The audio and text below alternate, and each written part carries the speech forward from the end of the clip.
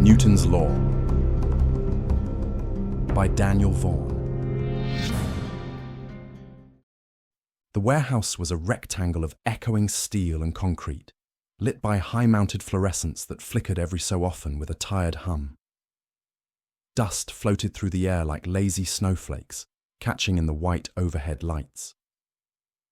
Somewhere near the loading dock, a radio was playing a scratchy classic rock station, barely audible over the mechanical drone of pallet jacks and forklift engines. Evan adjusted his gloves and climbed into the narrow seat of his forklift. The vinyl was split at the seams from years of wear, and one corner of the seat cover pinched his leg every time he sat down, but he never bothered to report it. There were bigger things to complain about, and someone always had it worse. The morning shift was routine. Scan, lift, move, repeat.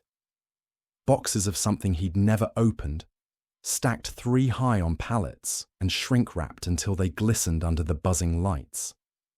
Most days, he didn't even think about what was inside.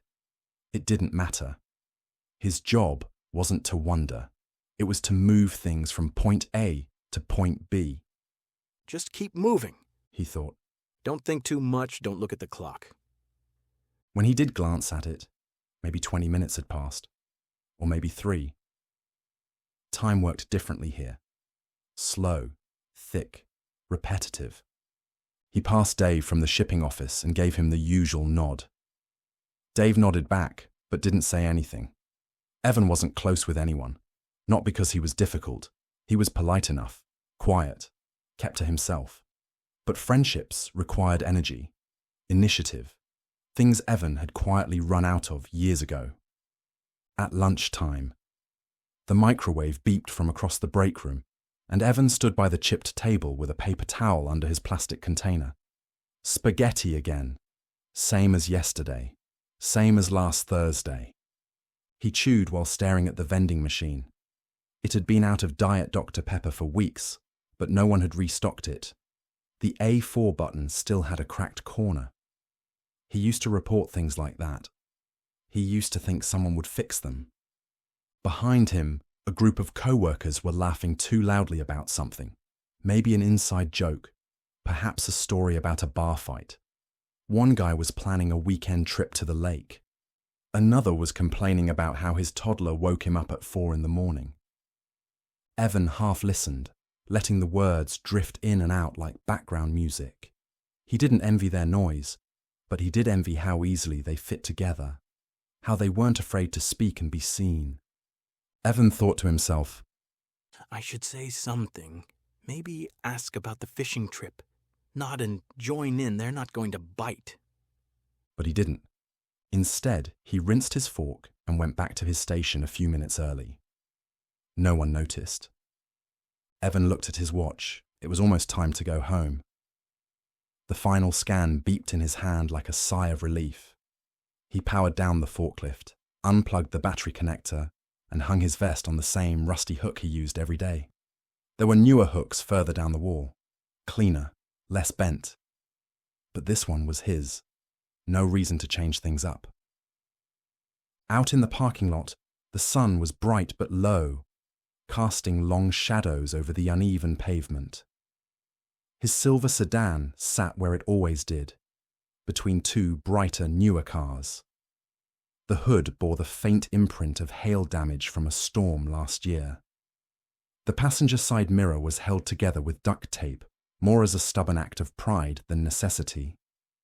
Evan slid into the driver's seat, the fabric warm from the sun, and stared out the windshield for a moment before turning the key. I'm not unhappy, he thought, just waiting for something. I don't know what. He drove home in silence. No radio, just the hum of tires on the road. the occasional rattle of something in the trunk he never bothered to take out. It was quiet, but not peaceful. His apartment complex was beige, not painted beige, beige as a concept. Weather-worn siding, concrete stairs with dark patches of old gum and faint oil stains. His unit was 2B, above a family that cooked with garlic every night, and beside a guy who smoked on his balcony and coughed like a dying lawnmower. The door clicked open. All the familiar scents hit him. Cheap soap, clean laundry, and the faintest trace of grease that never entirely left his work clothes. Inside was a couch too old to donate, a TV that only worked if the remote was held at a certain angle, and a small bookshelf filled with books he hadn't moved in years. His coffee table wobbled unless he wedged a coaster under the left leg, which he always forgot to do. He checked the mail. Junk. A coupon for a pizza place that didn't deliver to his zip code.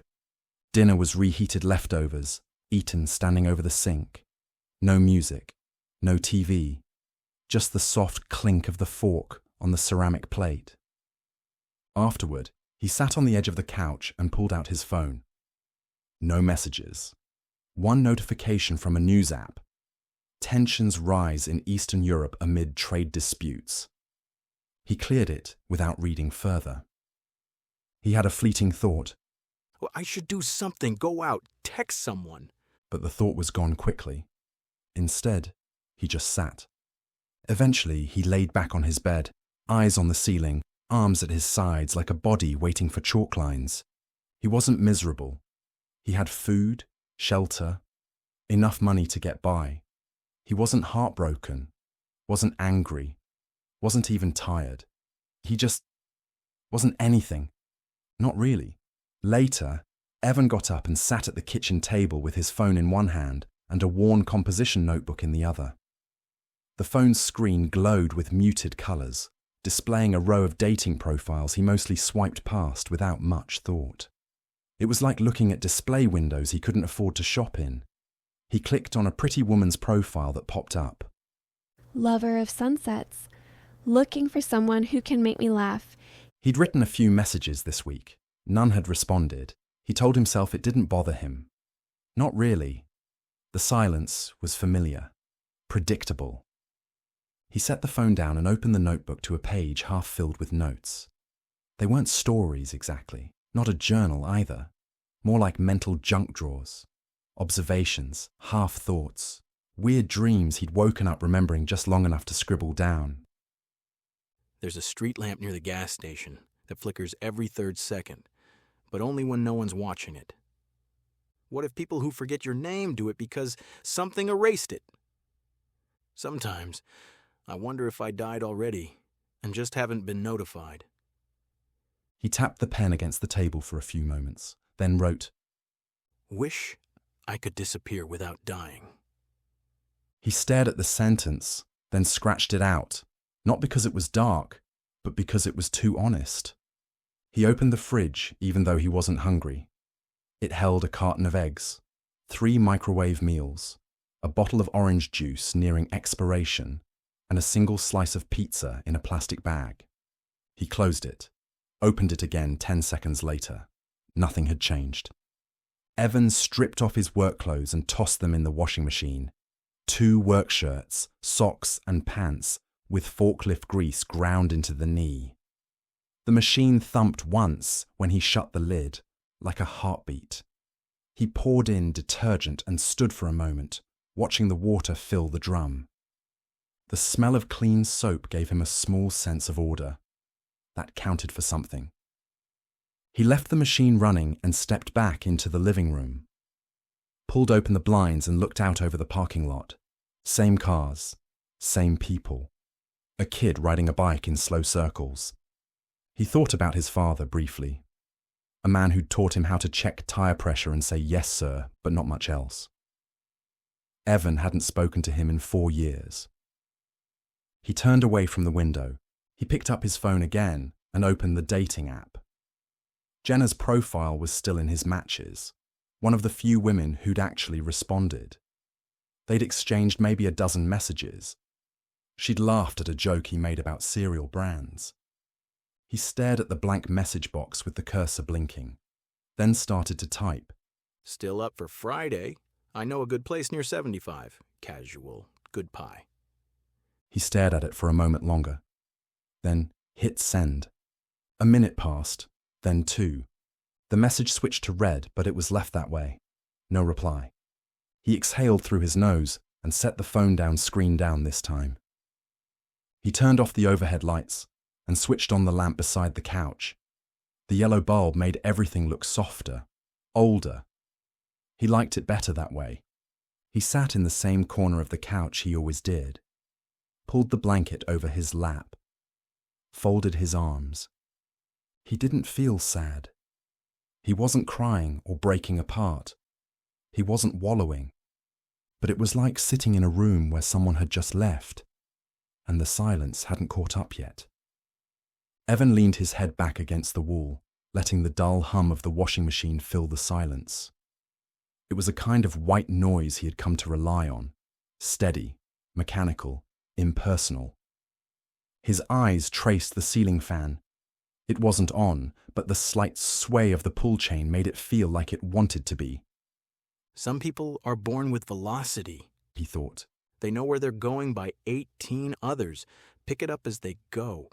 They stumble into a passion, a career, a person they love, and suddenly they're moving. And then there are people like me. No speed, no spark, just adrift. It wasn't that he hated his life. He had a roof. He wasn't sick. No one was waiting for him to fail. But that was the worst part. No one was waiting for him at all. There were days he felt like a background character in everyone else's story. A fixture.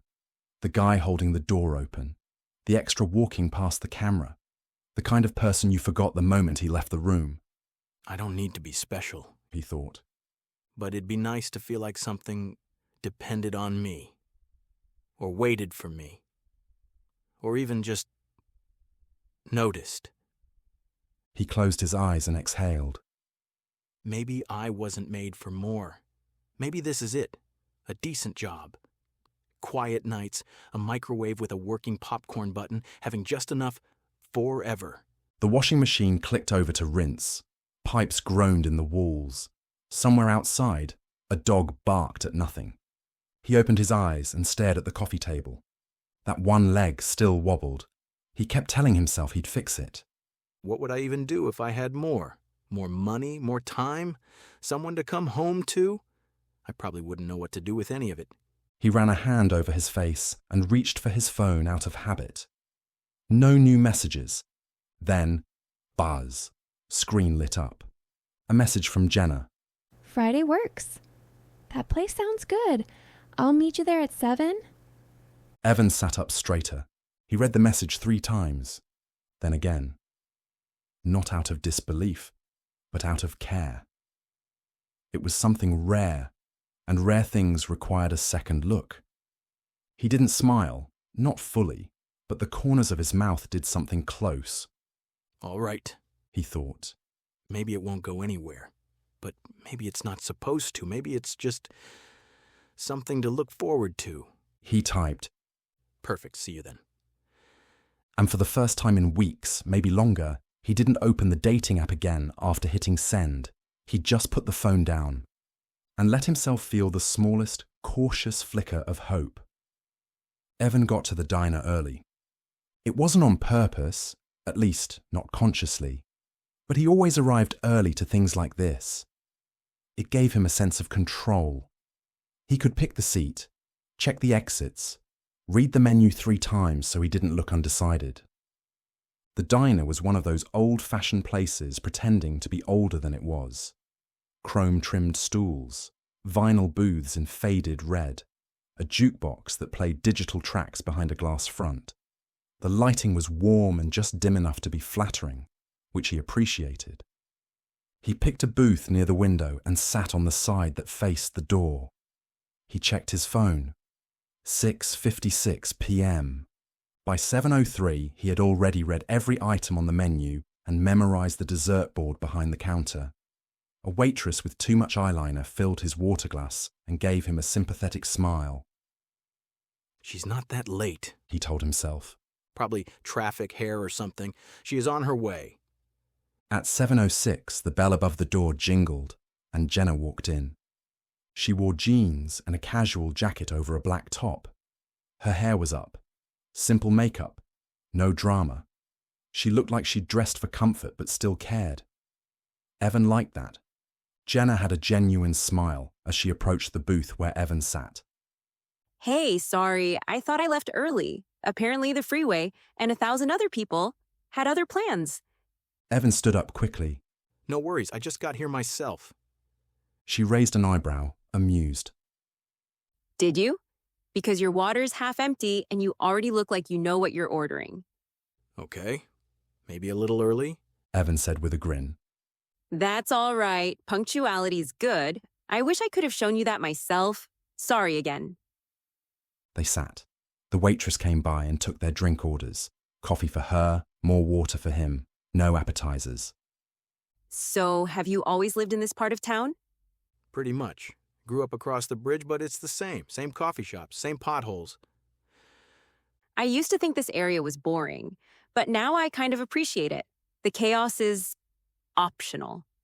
Yeah, I agree. It's really quiet and predictable, which I guess makes me sound 90 years old. Not at all. My last date was one of those cryptocurrency guys. He was looking at his phone every second or so and was already trying to get me to go on a trip with him on a boat before dessert. You say boring, I say normal. Evan put a hand to his chest in mock offense. Ouch! You're saying I give off safe and boring vibes? Safe? Definitely. Boring? We'll see about that one. She said with a smile. He laughed. It felt genuine. She had a quick wit and a kind tone, which was rare. The kind of person who made eye contact, who didn't check her phone every 5 seconds. They talked about movies. She hated remakes. He admitted to crying during the movie Up. She didn't make fun of him for it. In fact, she high-fived him across the table. All right, you just earned 5 points. That was an impressive high five. Good contact. Out of how many? 10. But the scale is arbitrary and subject to emotional bias. Good. I plan to exploit it then. They both smiled. It was going well. Too well, he thought. Then came the question. So, what do you do? It was a fair question. He'd known it was coming. But still, he felt something shift behind his ribs. He tried to keep it casual, but his nerves crept in. I work in a warehouse. I'm a forklift operator, He said, then immediately went for his glass of water. She nodded politely. No raised brows, no sneer. But something in her expression smoothed over, like a curtain being drawn across a window. Got it. How long have you been forklifting? 6 years. I started just to pay the bills while I figured things out. Still figuring, I guess. That's fair. I'm a bartender, so I get it. You think you'll stick with it long term? Evan hesitantly answered. Honestly, I don't know. I've thought about going back to school, something technical maybe, but time, money. Jenna carefully took measure of him as he was speaking. Right. That stuff adds up. Things are so expensive nowadays. The energy had changed. It wasn't cold. She wasn't judging him aloud. But she'd tucked her hands into her lap, looked toward the counter when she spoke. Something guarded had crept in, And there it is, he thought. same as always. They finished dinner with smaller smiles and more polite tones. She still laughed at his last joke. He still walked her to her car. It didn't fall apart. It just didn't go anywhere. Evan sat in his own car for a few minutes before starting it, That could have gone better. he thought. It could have gone worse, but it definitely could have gone better. He stared out the windshield as the neon diner sign buzzed overhead. She was nice. She was kind. But she's not going to text again. He didn't feel angry, or embarrassed, or bitter, just tired. The warehouse was quieter on weekends, fewer workers, less chatter. The machines still beeped and whirred like usual, but the ambient energy was thinner, like the building itself was taking a slower breath. Evan moved through his tasks like muscle memory. Lift, place, scan, beep, repeat. But his thoughts weren't on the pallets. They were on his phone. He kept it in his back pocket, feeling its presence like another limb on his body. Every vibration, phantom or real, sent a jolt of hope through his chest. He'd already checked it 3 times between 8 and 9 a.m., pretending to yawn or wipe his face each time to justify pulling it out. Maybe she's just slow to respond. Maybe she's working. Maybe. He replayed the date in his head, cataloguing every exchange, every pause. It hadn't gone badly. Just neutral. Neutral was still salvageable, right? At lunch, he took his container outside to sit on the loading dock. The sky was overcast, the kind of grey that made you squint without realizing it. A truck idled in the distance, and a crow hopped along the edge of the parking lot, pecking at something invisible. He unlocked his phone. Nothing. Back to work. He was mid-lift when he felt the vibration. Not a phantom this time, a real distinct buzz. He set the pallet down carefully, climbed out of the forklift, and pulled his phone from his pocket. Hey, thanks again for last night. You were really sweet. I'm just not in a place right now where I'm looking for something serious, but I really enjoyed meeting and talking with you. He read it twice. The words weren't cruel. They weren't even direct rejection. But they weren't hopeful either. It was the text equivalent of a gentle pat on the back and a door slowly closing behind you. He stared at the screen for a few seconds longer, thumb hovering over the keyboard. Then he locked the phone and put it back in his pocket without replying. No anger, no big sigh, just a quiet, hollow click as the forklift's ignition turned again. The sun was low when Evan clocked out. The sky had taken on that late-day amber hue, casting long, stretched shadows across the pavement like tired limbs. The parking lot buzzed with heat rising from the asphalt. His boots felt heavier than usual. Not sore, just weighed down by a kind of invisible drag, the kind you don't notice until you stop moving. He slid into the driver's seat of his car and let the door thunk shut. He sat there for a moment, engine off, hand resting on the steering wheel. Then he pulled out his phone again. Jenna's message was still there. Hey, thanks again for last night. You were really sweet. I'm just not in a place right now where I'm looking for something serious, but I really enjoyed meeting you. He'd read it 6 times by now. He didn't know why. Maybe because it didn't hurt enough to justify deleting it. It wasn't even rejection. Not technically. She hadn't said no. She hadn't said anything cruel. But she had said enough. Evan read the messages and spoke aloud to himself. I'm not in a place. Which translated means, not with you. I really enjoyed meeting you. Translation. You're not the problem, but you're also not the solution. He locked the screen and set the phone face down on the passenger seat.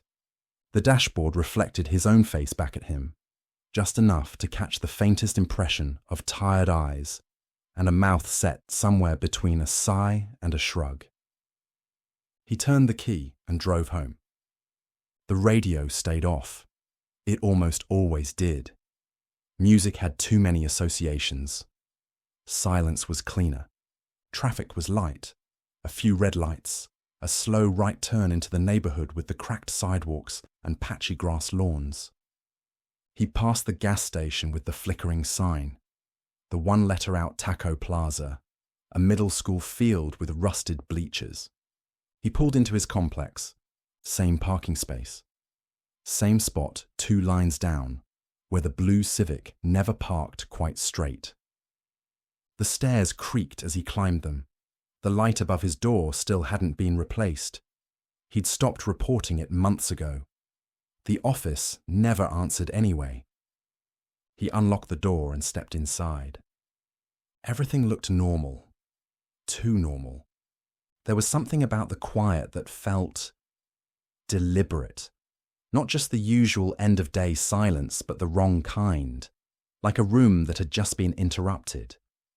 He stood still for a second. No sound, no movement. He set his keys in the bowl, towing off his boots, like always, glanced around the living room. His eyes skimmed the furniture. The remote was in a slightly different spot than he remembered. The blanket he always left folded on the end of the couch had a corner hanging off. He was sure it hadn't been like that this morning. He moved slowly, deliberately, into the kitchen, fridge still humming, light still out above the sink, dishes exactly where he left them. But the feeling didn't go away. It was like walking into a room you thought was empty, only to find a chair facing the wrong way. He stepped back into the living room and stopped. There was someone sitting in his armchair. Evan quickly turned on the light switch for the living room and saw a man sitting and staring at him. He was dressed in a crisp grey suit, polished shoes, mid-50s maybe, with neatly combed silver hair and a look of complete calm, like he had been waiting patiently, without worry, for quite some time. He didn't flinch, didn't look startled to see Evan. He just smiled faintly. "Good evening, Evan." The voice wasn't loud. In fact, it was almost too calm, like it had already been speaking, and Evan had just now caught up. The man sat comfortably in Evan's armchair, legs crossed, posture relaxed. His suit was grey and flawless. His skin was pale, but not sickly, his hair neatly parted and silver. He didn't look like someone who had broken in. He looked like someone who belonged, which somehow made it worse. Evan stood frozen just inside the door, heart thudding in his chest. Who the hell are you? "Just a guest." Get out, I'm calling the cops. "You could, of course. But I haven't taken anything. I haven't broken anything. I haven't even stood up. I'm here to give you something." Evan was grabbing his phone. You're insane! Am I? Or am I the first honest thing that's happened to you in years? The way he said it made Evan pause. The man adjusted the cuff of his sleeve, unbothered by the threat. "I know you've had a long week. Long month, really. Same shift, same bed, same unanswered texts." Evan stiffened. You've been watching me? Let's say I'm aware of you, of what you are, and what you're not. What am I then? The man smiled faintly. Someone who was told that hard work leads to good things and who kept waiting for the good things to arrive. But they didn't. And now you're not angry. You're just numb. Evan didn't respond, but he didn't call the police either. I'm here to offer you a choice. A choice. A chance to ask for something and receive it. No loopholes, no riddles, just results. Ask for something? Are you saying I can make a wish? The man held his hands out gently, palms up. Call it that if it helps. I offer you something you want, and in return, something else, somewhere else, is taken. Taken from who? Not you. Not anyone you know, but the universe must remain balanced. You gain. Someone loses. Evan suddenly had a very disgusted look on his face. That's sick. Is it sicker than the life you live now? That's not the same. I don't hurt anyone. Isn't it the same? You eat fruit picked by people who can't afford shoes. You carry a phone made with metals mined by children in a tunnel. You benefit from suffering every single day. All I offer is awareness. He stood now, smoothing the crease in his pants. We live in a system where comfort is paid for by people you will never see. I'm not making that world. I'm just giving you the ability to participate with intent. Evan looked down at the floor, then back at him. So, if I wanted a better mattress? Simple. Done. Just say the words. I wish for a better mattress. The man gave a subtle nod. Nothing changed. No spark. No noise. Go ahead.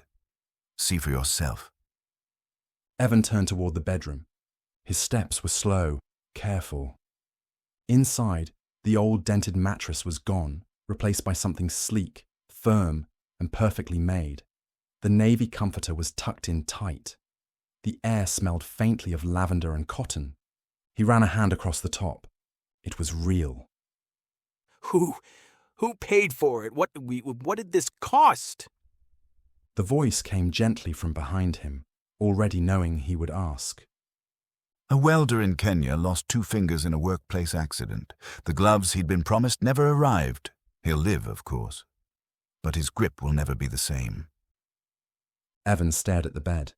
After a long beat, Take it back. You're certain? Yes, take it back.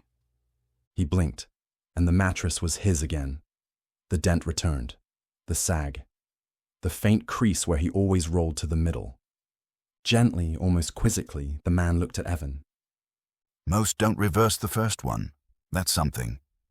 You're not a genie. This isn't what a genie would do. The suited man then showed a faint smile. No, but people have called me worse. Why me? Why did you pick me? Because you're ready to say yes. You just haven't figured out how to phrase it. He walked to the door. I'll return when you're ready. Don't. This is crazy. Don't come back. We'll see. He stepped out. The door clicked shut behind him. Later that night, Evan lay on his old mattress, staring at the ceiling. He hadn't turned on the TV. He hadn't turned on anything. The room was full of normal sounds. Fridge humming, faint car outside, distant voices muffled by drywall, but none of it touched him. He pulled the blanket over his shoulder and curled slightly to one side, chasing comfort in the one good corner of the bed. The image of the welder's hand wouldn't leave his mind. Neither would the way the man in the suit had looked at him, like someone watching a door slowly unlock. He closed his eyes and tried to sleep, and for the first time in a long time, he wanted more than rest. He wanted relief, and the problem with that was now there might be a way to get it. Evan woke early to a cloudy Saturday morning. He left his apartment to go for a walk, with the man's words still echoing in his head. Everything has a cost. Every gain is paid for somewhere else, by someone else. He told himself it was just some philosophical nonsense, a pitch from a hustler in a good suit. Still, as he walked, the idea wouldn't leave. The city was cold that morning, the air sharp with the smell of exhaust and fryer grease. Streetlights blinked on overhead because of the lack of sunlight, washing the sidewalks in pale amber. He turned down a busier street, eyes scanning without meaning to, as if looking for proof. That's when he saw it. A shout cut through the crowd ahead, followed by a crash. A woman stumbled backward out of an alley, her purse half torn from her grip. A man in a dirty hoodie yanked at the strap, face twisted with effort. Before Evan could even think to move, a police officer sprinted in from the corner. The officer slammed into the mugger, wrestling him to the pavement. The crowd murmured, some stepping closer, others pulling back. The woman got free, clutching her purse like a lifeline. But the officer wasn't unscathed. Evan saw the moment the mugger's elbow caught him square in the face. The officer's head snapped back, blood gushing from his nose. Still, he kept his grip on the thief until backup arrived. The woman was safe. Her attacker was cuffed, and the officer stood there, swaying slightly, one hand pressed to the mess of blood streaming from a broken nose, down his uniform. Evan walked on, but the image followed him. She gained safety. He paid in pain. A block later, a splash of colour caught his eye. A military recruitment poster, plastered to the side of a bus shelter. We are the shield that stands between you and the darkness. The slogan curled across the top in bold white letters. Below it, a soldier in full combat gear gripped a massive shield painted like the American flag. Huddled behind it was a family, mother, father, 2 small kids. Faces pale, eyes wide. The darkness behind them was a swirling void of shadowy figures, barely visible, pressing in. Evan stood there for a long moment, staring at it. The message was clear. Your safety exists because someone else stands in front of you, taking the hit. He kept walking. A few blocks later, he reached his apartment building. The warm glow from his windows welcomed him from across the street. He stopped, staring at it in a way he never had before. Electricity. The thought came unbidden, the man's voice whispering along with it. Somewhere, maybe 1,000 miles away, men in hard hats and grime-covered clothes were hacking coal out of the earth, lungs blackening, backs breaking, some never coming home. Also, he could sit in a warm apartment with a lamp on in the corner. He swallowed hard. It wasn't that he suddenly believed. It was that he couldn't stop seeing the connections. And that was worse. Evan spent the rest of the day trying to preoccupy himself with other things. He wanted to believe it was a dream. He wanted to believe it wasn't real. But his mind would not stop drifting to the possibility that it was legitimate. That night, Evan lay on his side, curled in the shallow dip of the mattress. The fan above him was still off. He could hear the fridge in the next room ticking quietly as it cycled. He wasn't sleeping, just waiting for sleep to find him. I could wish for rest, He thought. just sleep. No pain. No dreams. The thought stayed in his chest like a splinter. Suddenly, but not intrusively, a soft voice came from the corner of his room. Still using the old mattress, I see. Evan jerked upright. The suited man was sitting calmly in the chair across from his bed. It hadn't been there a moment ago. He didn't look disheveled. He looked exactly as before, pressed, polished, serene. Jesus. No, but I understand the confusion. He said with a slight grin. Evan blinked, heart thudding in his chest. You said you wouldn't come back. I said I'd return when you were ready. Tonight I was just curious. He looked around the bedroom with mild amusement. You've had quite a Saturday. A walk, a robbery, a coal mine revelation, all very productive for a day off. You were watching me again. Of course. You're interesting when you're thinking. The man said in a gentle, almost fatherly tone. Evan sat on the edge of the bed now, blanket wrapped around his legs like a robe. He felt vulnerable but not afraid, just irritated that this thing kept slipping back into his life like a leak he couldn't find. You noticed it, didn't you? The pattern, the cost behind the comfort, the bruises beneath the balance. Evan didn't respond. He didn't need to. It's everywhere. The moment you stop pretending, you see it. Suffering makes the machine move. It always has. And you just, what, offer people keys to the machine? Not everyone. Only those who are close to understanding it already. He leaned forward slightly. And now that you do, you can never unknow it. You came all the way here just to say that? The suited man smiled faintly. No, I came to say goodbye. Evan blinked. Wait, what? You asked me not to come back. I'm respecting your wishes. Consider this a final courtesy visit. He stood and straightened the line of his jacket. You made your choice, and I'll honor it. There are others, after all. Always others. Evan's mouth opened. You're serious? Of course. He stepped toward the doorway, pausing only briefly. It's funny, isn't it? Most people only realize what they want once they've convinced themselves they can't have it. He didn't wait for Evan to respond. The door didn't open. The shadows just swallowed him. And then he was gone. The warehouse was noisy, hot, and full of voices, but Evan heard none of them. He scanned pallets without thinking, drove his forklift with practiced muscle memory, but his mind was still in that room, with that voice, with that impossible offer. He's gone. He won't come back. You told him to leave, and he listened. That should have been a relief, but it felt like a loss. like the moment you let someone walk out without saying what you really meant. He thought of his list, of the notebook sitting on his kitchen table, of the things he'd scratched out and the things he hadn't dared to write. He passed his co-workers laughing by the vending machine and didn't look up. You could fix your back. You could walk into a room and be seen. You could matter. Each thought burned a little deeper. By the time his shift ended, Evan's hands were sore and his throat was tight with something he couldn't name. When he got home, he stood in his apartment, alone, stared at the corner of the living room where the suited man had first appeared. The chair was empty. One wish. Just one. He stood in the middle of his living room, still in his work clothes, sweat dried into the collar of his shirt.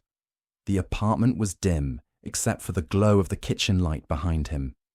Everything looked normal. Everything felt wrong. Evan's eyes fixed on the empty armchair. I know you can hear me. No answer. Just the hum of the refrigerator and the faint sound of traffic outside.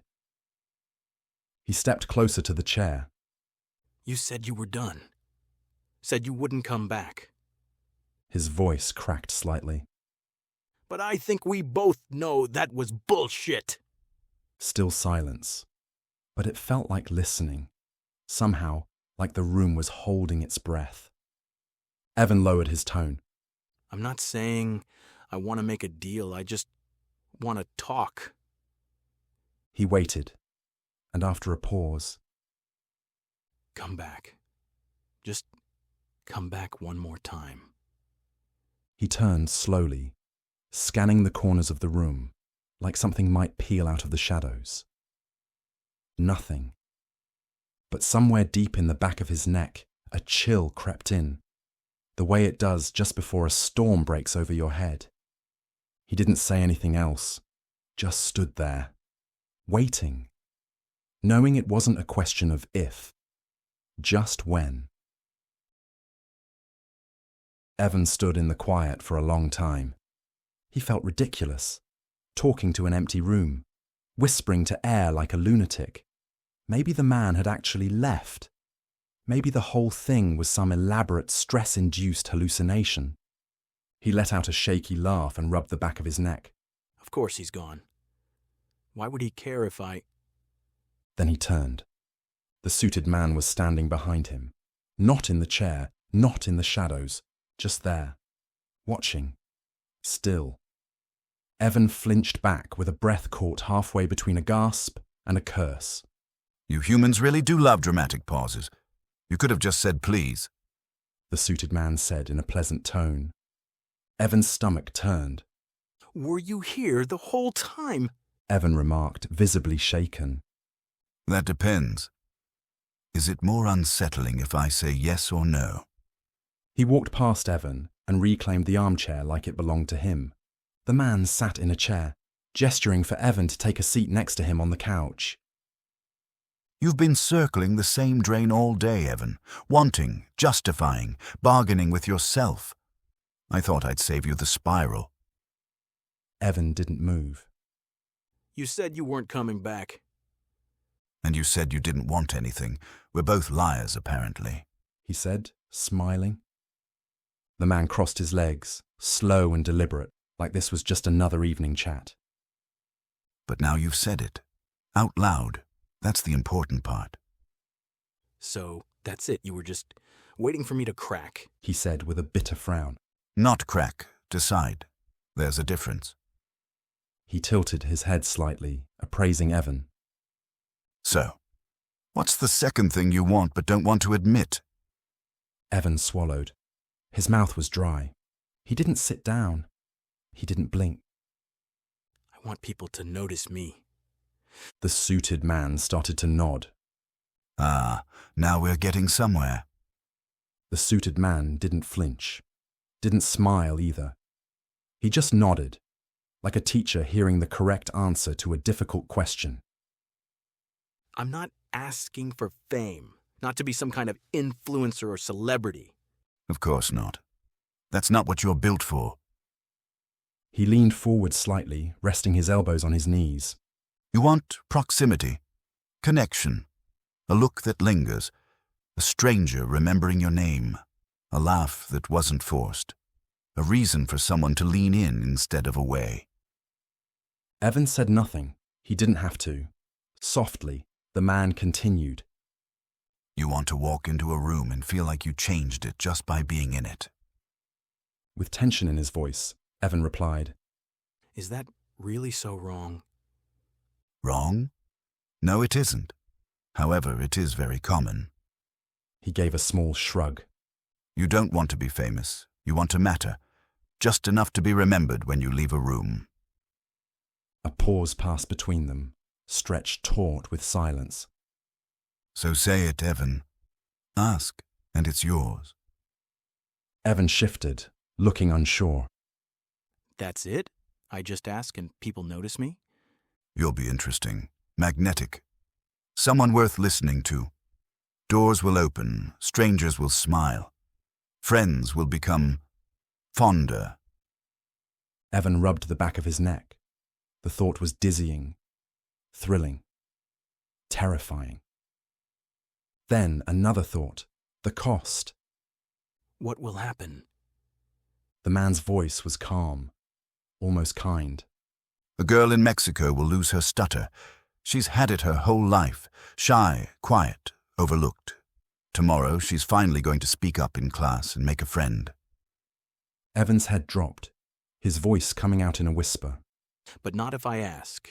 If I make the wish, she won't have any of that. Correct? Not if you ask.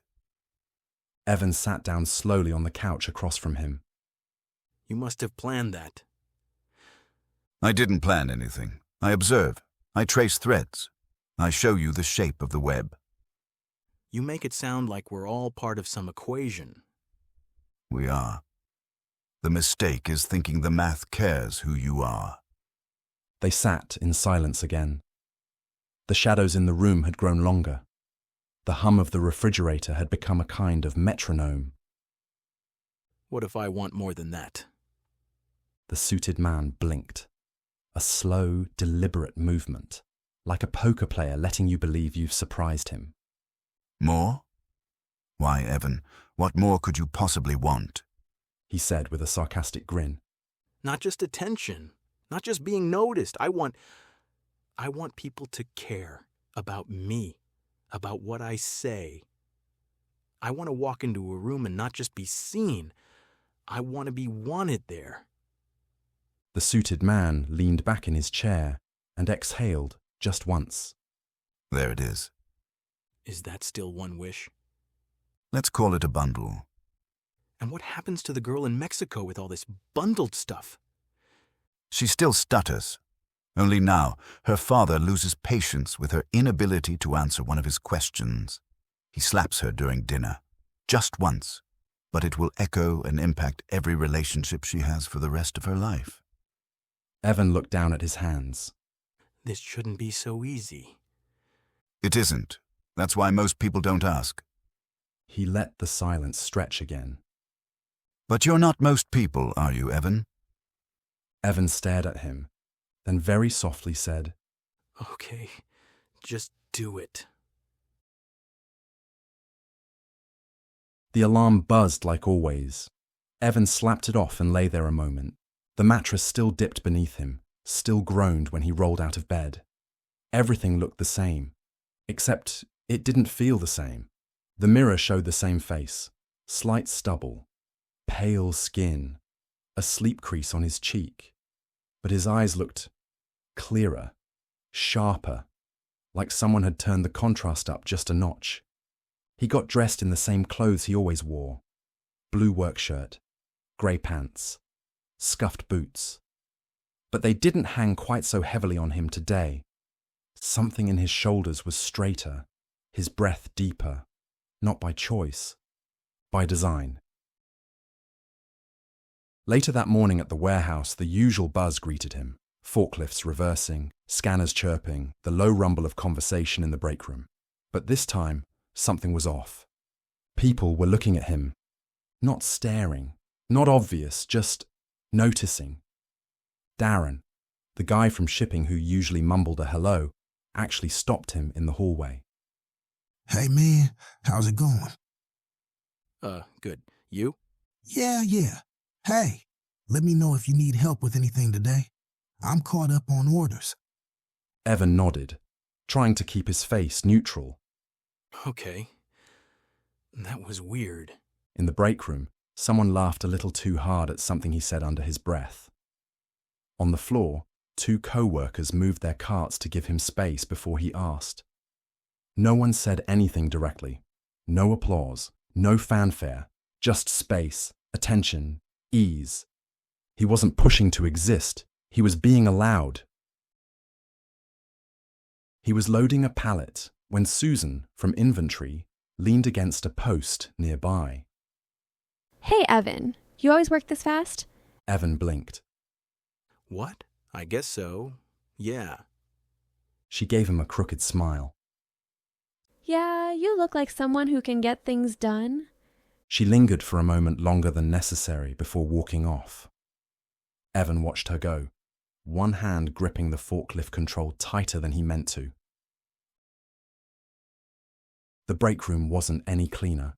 The microwave still smelled faintly of burned popcorn, but when Evan walked in, 2 people actually scooted over at the table to make room. He hesitated, then sat. He didn't say much. He didn't need to. They laughed when he almost made a joke. They nodded when he gave half answers. He felt inflated, not bloated, just bigger inside, like he took up more space without trying to. They see me. They care what I say. This is what it's like. For the first time in years, Evan finished his lunch and didn't feel like he was watching life happen from across a glass wall. As the shift neared its end, he walked past the supply cage and caught his reflection in the small, grimy window. Same shirt, same face. But the look in his eyes startled him. He looked capable, even handsome, in the right light, not magazine handsome. Just anchored, like someone you'd follow without questioning why. And beneath that, satisfaction. But buried deeper, quieter, was a pulse of unease. Because this hadn't happened by accident. He had asked for it, and someone else had paid for it. By the time Evan walked in Tuesday morning, people had already started expecting something from him. Not demands, interest. He could see it in how people looked up when he entered a room, how conversations slowed when he was near, like there was room for him now. Someone he barely knew from receiving handed him a free coffee and said, You're always cool under pressure. Figured you'd earned this. He hadn't said anything yet that day. He had just gotten to work. A floor supervisor stopped him after lunch. Hey, Evan. I've been meaning to say, you've got a good head on your shoulders. You ever think about doing lead hand work? You got the vibe for it. The vibe. That word stuck with him. Like confidence had a scent, and he was finally wearing it. Later that week, he got a match on the dating app. Someone local, someone attractive. They messaged him first. You look like someone who actually listens, but can also take charge. That's rare. They chatted until midnight. Her name was Marcy. She wanted to meet. He agreed, without fear, without second-guessing. The next day at work, Susan from inventory passed him in the aisle and nudged his arm. You know, if you keep looking like that, I may just have to do something about it. He chuckled, but something in the way she said it made his skin buzz. Not bad, not threatening, just unexpected. By Friday night, Evan was in bed, staring at the ceiling.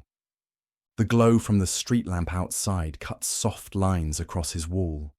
He lay there with his arms folded beneath his head, heart calm, body loose. But sleep didn't come quickly, because something inside him kept asking the same quiet question. What happened to the girl in Mexico? He hadn't asked for an update. He didn't want one. But the thought kept returning like an echo, slapped during dinner. Just once. but it echoes. He didn't know her name, had never seen her face. But she existed now in his life, invisible but permanent, a footnote behind his smile, a bruise behind his charm. He turned over, pressing his face into the pillow. For a long time, he lay still. And in that stillness, the silence didn't feel empty.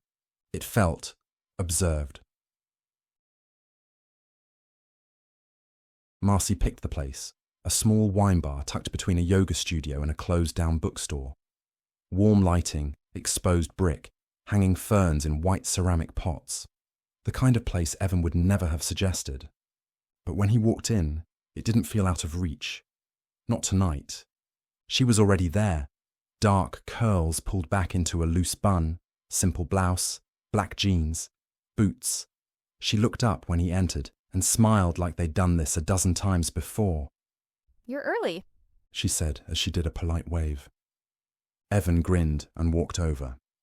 I'm not the only one, and wow, you look great. Touché, you smooth talker. She said warmly. She stood to greet him with a hug, not a stiff first-date courtesy hug, but a warm, present one, like he was someone she was glad to see. They sat.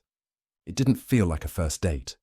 There were no awkward pauses, no resume recitations, no quiet judgment about job titles or long silences while deciding what to order.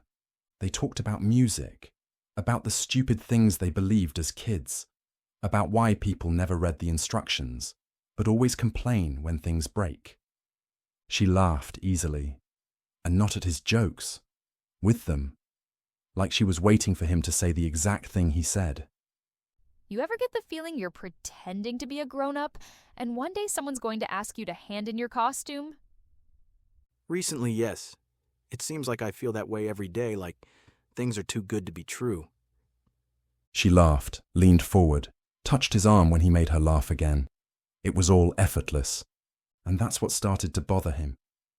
He went to the restroom halfway through and caught his reflection in the hallway mirror. He looked fine. Better than fine. Something in his face looked composed. His shirt hung just right. His posture carried weight without force. But his eyes, they looked like they were waiting for something to go wrong. He washed his hands slowly.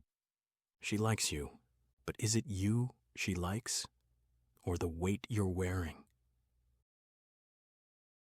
The wine was almost gone. Their plates cleared. They were leaning closer now. This is weird. Something wrong, Marcy? Not in a bad way. Just, this feels really easy. Like I've known you longer than a week of chatting. Trying to keep it light, Evan leaned back and said, Maybe we've met before. Alternate timeline. Maybe. Or maybe you're just really good at making people feel comfortable. She said it like a compliment, like something earned. But to Evan, it sounded like credit he hadn't deserved. You ever feel like things are going too well? Like they're leading somewhere that's not real? His heart stopped for half a second. You mean like too good to be true? Kind of. Like someone else is writing the story and forgot to include the part where things go wrong. She laughed. He didn't. They stood by her car. The streetlight above flickered once and steadied. She leaned in and kissed him first. It was soft, unhurried. When she pulled away, she touched his chest lightly, just above his heart. You feel like someone I'll definitely want to see again. Yeah, you too. She got in her car and drove off. He stood there for a few minutes afterward, watching her tail lights fade into the city. His lips still tingled, but inside him, something coiled. Because it had gone well. Too well. And he didn't know if the man in the grey suit had watched this date play out like a satisfied stage director behind the curtain.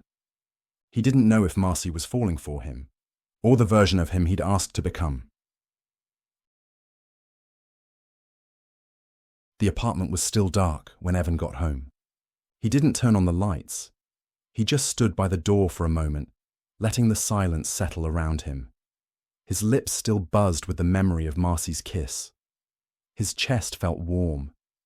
And yet, there was something else too, like a draft curling under a door that should have been shut. He stepped into the living room, and sure enough, Well, look at you, Mr. Magnetic. the man in the grey suit was sitting on the couch this time, legs crossed, perfectly at ease. Do you knock? Ever? Do you knock on your own thoughts? Evan tossed his keys onto the counter and noticed the man in the suit looking at him, grinning. She kissed you first, didn't she? You already know. I know a lot of things, but I enjoy hearing you say them. Evan sat on the arm of the chair across from him, rubbing the back of his neck. She likes you. Everyone does now. You walk into a room and it softens. That cashier smiled at you today. Remember? Yeah, this is pretty great. You're not invisible anymore. You're the current, not the driftwood. And tell me, how does it feel? A pause. Evan didn't answer right away. The man waited patiently, eyes glinting. It feels good. Say it like you mean it. It feels good, like it's right. The suited man smiled, like a father hearing his son admit he liked the sport after swearing he didn't. Of course it does. People crave attention like plants crave light. It's not vanity. It's biology. It doesn't feel fake. It's not. They're responding to you, to the version of you you've always wanted to be. The only difference is, you asked for it. It still feels like cheating. So is inheritance. So is being born in a safer country. So is getting hired because someone liked your handshake. He leaned forward, voice soft now. You finally stepped off the treadmill, Evan. You stopped playing a game where the rules were never made for you, and now you're playing on your terms. Evan looked at him. What are you trying to get me to say? Nothing you're not already thinking. The man said, smirking. The room was quiet for a moment. Evan's fingers tapped lightly against the wood of the chair arm.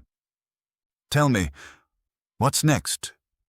What does the man who's finally seen himself want now? I don't know. This is all new to me. You do. You've always known. A pause. Evan stood now, walking slowly to the window. Outside, the street was empty, still. I want to never have to go back to that warehouse. Go on. I want enough money, not millions, just enough to live without worrying, to be free. The suited man stood as well, smoothing the front of his suit jacket. Freedom, comfort, control, all very reasonable goals. What's the cost? The suited man smiled, but his eyes didn't. A single mother in Jakarta loses her scholarship tomorrow, the one that would have pulled her and her son out of the slum. They won't starve. But the road will be longer, harder. Her son might join a gang in 5 years. He might not. You make it sound like it was going to happen anyway. That's the brilliance of it, Evan. Every story sounds inevitable after the fact. Evan stood there, the wish forming fully in his mouth. He already knew he was going to say it. The guilt was still there, but it was getting easier to carry. Do it. The warehouse buzzed with the same dull drone of machinery and clanging metal Evan had grown used to tuning out. The forklifts hissed across the floor like lazy snakes. Overhead lights buzzed, casting the floor in a wash of pale yellow. The air was thick with motor oil, coffee, and dust. Evan didn't head to the loading bay. He walked straight to the front office, boots echoing off the concrete. Ron, his manager, sat behind a particle board desk with a thermos in one hand and a spreadsheet in the other. You're late, Carter. That isn't going to matter in a minute. Ron glanced up. That's supposed to mean something. I'm done. I'm quitting. Ron lowered the thermos. What is this? You got something else lined up? Yeah, freedom. Freedom doesn't pay the rent. Well, it does now. He turned and walked out without looking back. A forklift beeped behind him. The smell of hot rubber followed him to the door. Outside, the sun hit his face like applause, and all he could think about was his date that evening with Marcy. The rooftop bar sat perched above a historic hotel downtown, wrapped in string lights and a low hum of conversation. It was the kind of place with too few chairs and too many people, where the drinks were described as elevated and the sunset was sold with the price of a cocktail. Evan stepped onto the patio and scanned the crowd. Marcy waved from a high-top table near the edge. Her green wrap dress moved gently in the wind, catching little glimmers of light from the glass fire pit nearby. The skyline behind her looked painted on, distant windows glowing like low stars. Look at you, all mysterious and brooding. You all dressed up like that for me? Nah, I have another couple hot dates after this one. Gotta give the women what they want, you know. He said with a playful smile and nudged her with his elbow. She laughed, motioning for him to sit. What's in your drink? Evan looked at the napkin they gave him that listed all the ingredients. Cinnamon, ginger, and something called smoked fig. I think that's just a candle they melted. That tastes expensive. It tastes like I don't care what it costs. You really did quit, didn't you? She said as she leaned closer. Yep, clean break. And you're not freaking out? Nope. Look at you, free and on top of the world. The fire pit crackled. Glasses clinked around them. For once, Evan felt like he wasn't pretending to belong. Later, they exited down a narrow staircase that led out onto a brick-lined side street.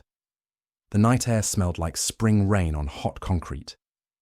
A busker played a soft acoustic tune near the corner, his open guitar case scattered with bills. Marcy looped her arm through Evan's. So what's next? You gonna vanish into the wilderness or buy a boat and learn French? Just trying to enjoy the present, you know? Oh, I know exactly what you mean. She said as she gripped his arm a little tighter and narrowed her eyes playfully at him. They passed a mural of a phoenix painted on the side of a bakery.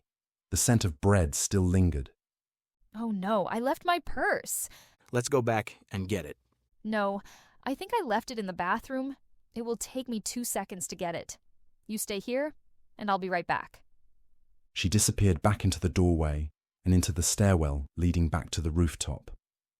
That's when it happened. An enthusiastic voice called his name. Evan, is that you? He turned. Jenna stood beneath a low street lamp near the closed bookstore, her tote bag slung over one shoulder, a bundle of flowers peeking out. Her expression lit up. Wow, I didn't think I'd run into you here. Evan worked hard to suppress the surprise. Hey, Jenna. You look different. She stepped closer, eyes scanning his face. Not just your clothes, it's something else. Is it a good kind of different? Jenna smiled and nodded. Definitely. You seem lighter, like you finally got something off your back. Evan gave a quiet chuckle. I actually thought about texting you after that date. You were really kind. I don't know why I let it drop, I guess. I just wasn't ready. Evan tilted his head. Things change, you know? People change. Jenna looked a little apprehensive. Yeah, totally. People do change. I was thinking, if you're not seeing anyone, maybe we could... Marcy emerged from the building holding her purse and some drinks. Evan, found the purse. Look what else I have. She reappeared carrying 2 drinks in plastic cups, her heels clicking on the sidewalk. The bartender didn't want to give them to me, but I wore him down. They have lavender flavoring in them. She spotted Jenna and stiffened a little. Hey there. Jenna, this is Marcy. Marcy, Jenna. Marcy threw Jenna a wink. Yep, the lucky one. She handed Evan his drink and gave him a peck on the cheek. Jenna's smile held a second longer than it should have. Then it faded. You're dating? Yeah, it's still new, but it's going really well. Marcy smiled at Jenna and grabbed his arm. He's been spoiling me all night. We were up there drinking and dancing. She pointed to the rooftop. Jenna looked very uncomfortable and looked at Evan. That's great. Gotta admit, Evan, I didn't really peg you for a rooftop party, lavender drink sort of guy. Oh, you would be surprised at the kind of things this guy can do, she said, while flashing a sinister smile. Evan said nothing, just put an arm around Marcy's shoulders. Jenna took a slight step back, suddenly distant. I bet you're right, she said, while looking at Evan like a painting she was truly understanding for the first time. Anyway, it was good to see you. Be safe, you two. She turned and walked away under the orange wash of the streetlights. Marcy watched Jenna walk away. That was awkward. Yeah, it was, wasn't it? She was acting really strange. Jealous, you mean? You got bitter exes lurking on every block? No, not exes, just the ghosts of my old life.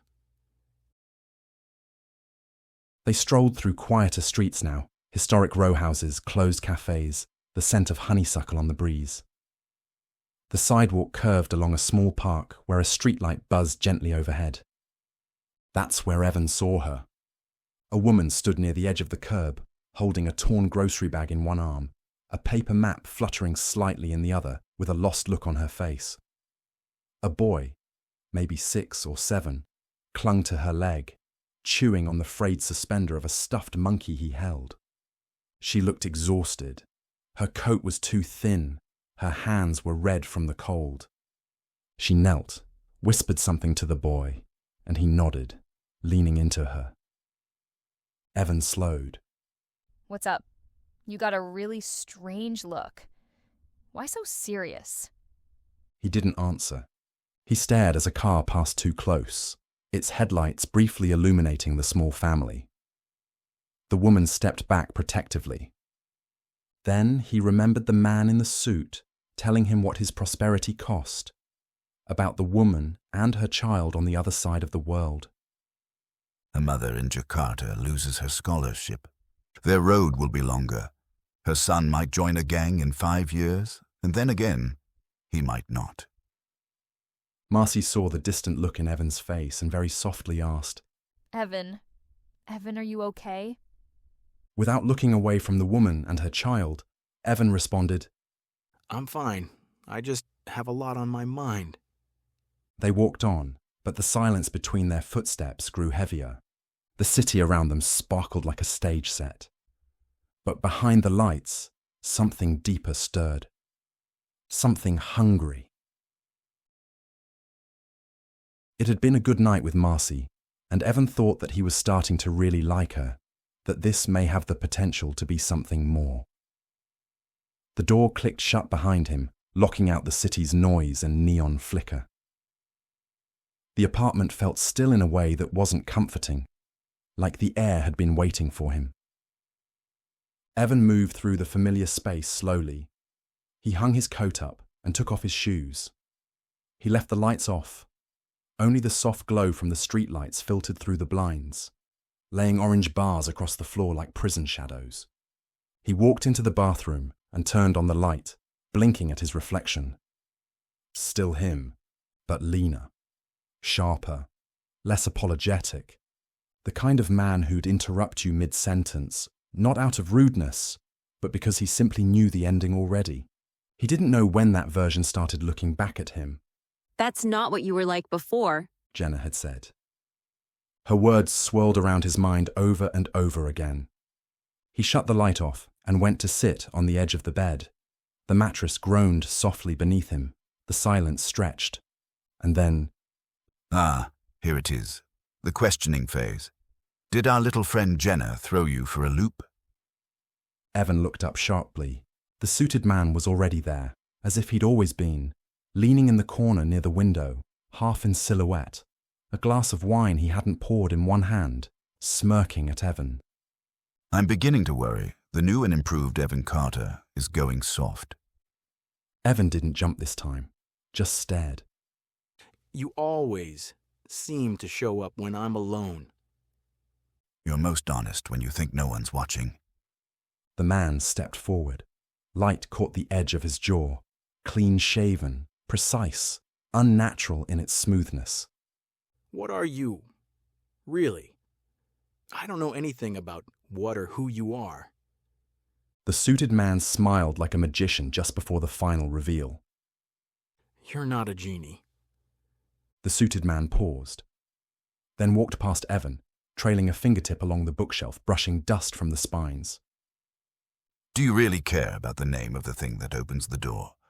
Or do you care more about whether it opens? I'd like to know what I'm letting into my house and my life.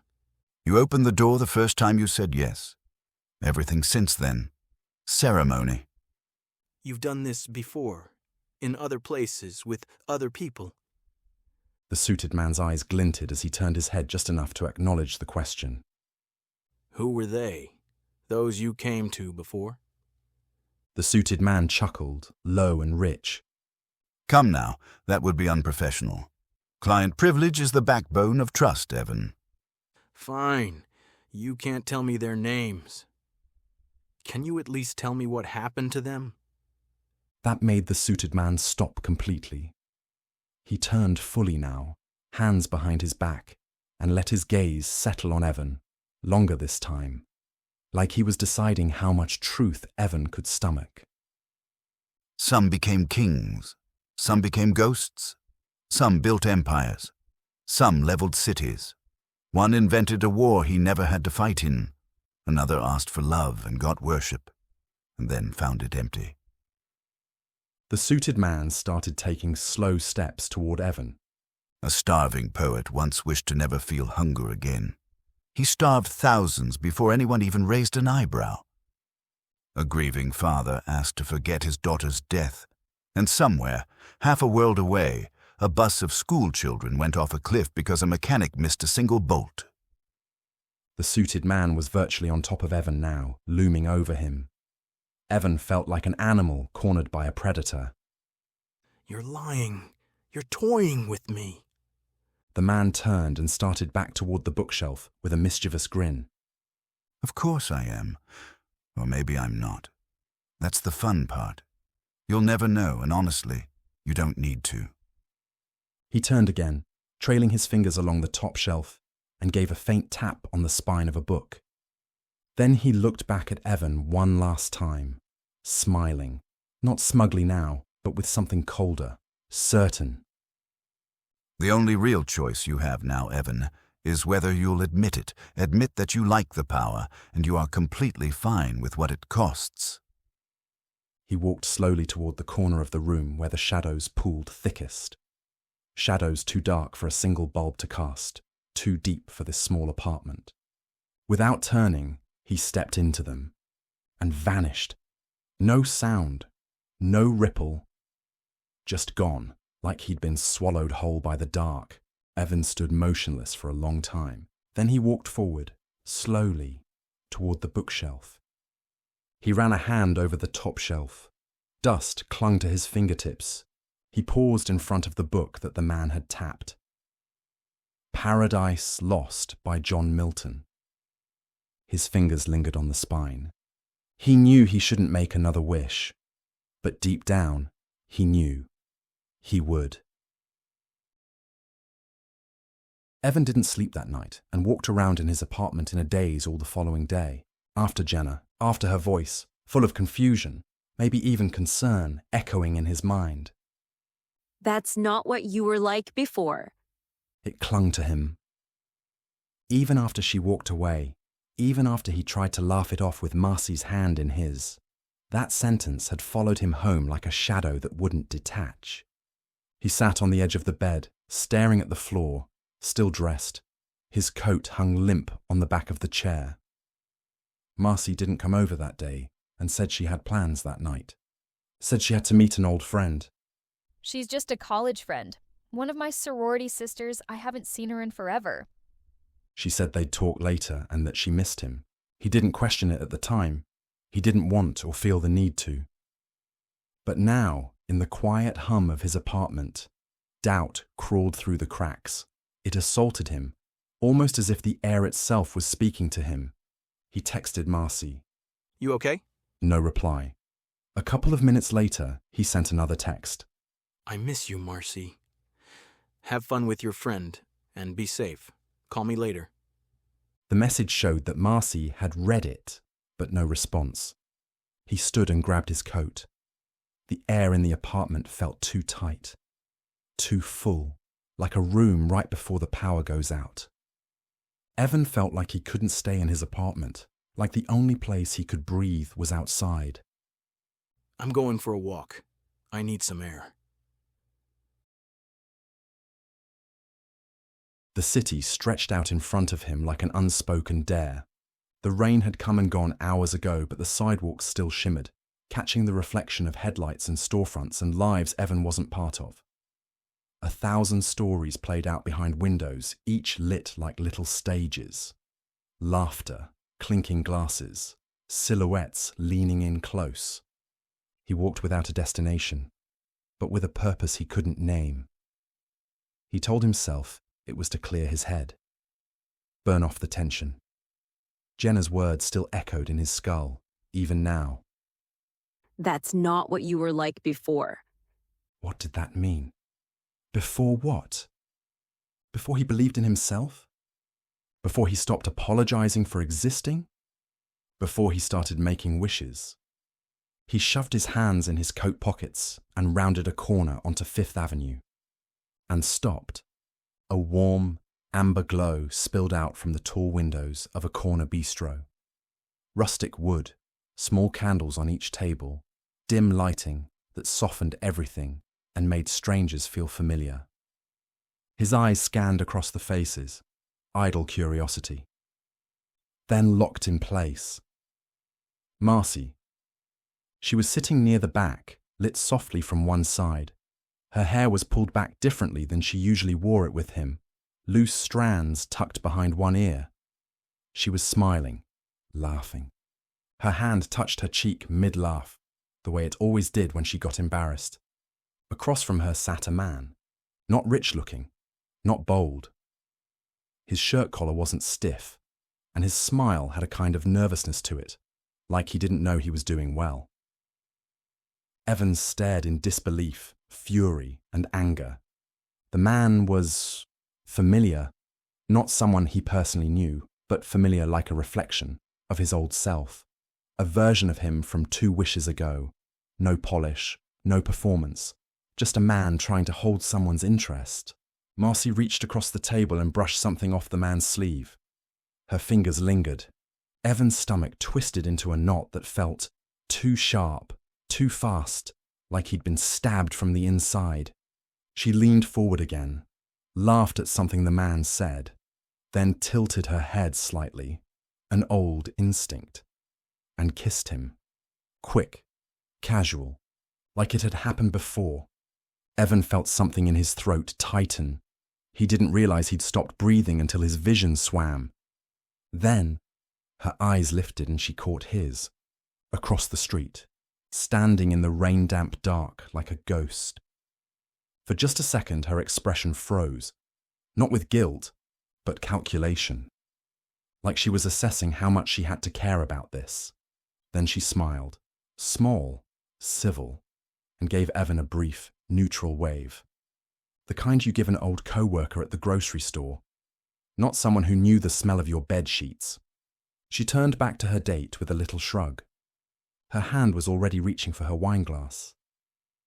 Evan just stood there, soaking in the glow of the restaurant he wasn't part of. Watching a woman he had started to imagine a future with lean towards someone who hadn't changed a damn thing. Evan felt something well up within him, a tightening across his chest. The streetlight above him flickered once, buzzing. Inside the bistro, the candlelight never wavered. Evan didn't remember the walk home. He remembered traffic lights changing. He remembered a group of drunk college kids shouting at each other from across the street. One of them bumped his shoulder and didn't say a word. He remembered the way his reflection looked in a darkened store window, blurred, tired, not quite human. But the door to his apartment was suddenly open, and the lights were already on.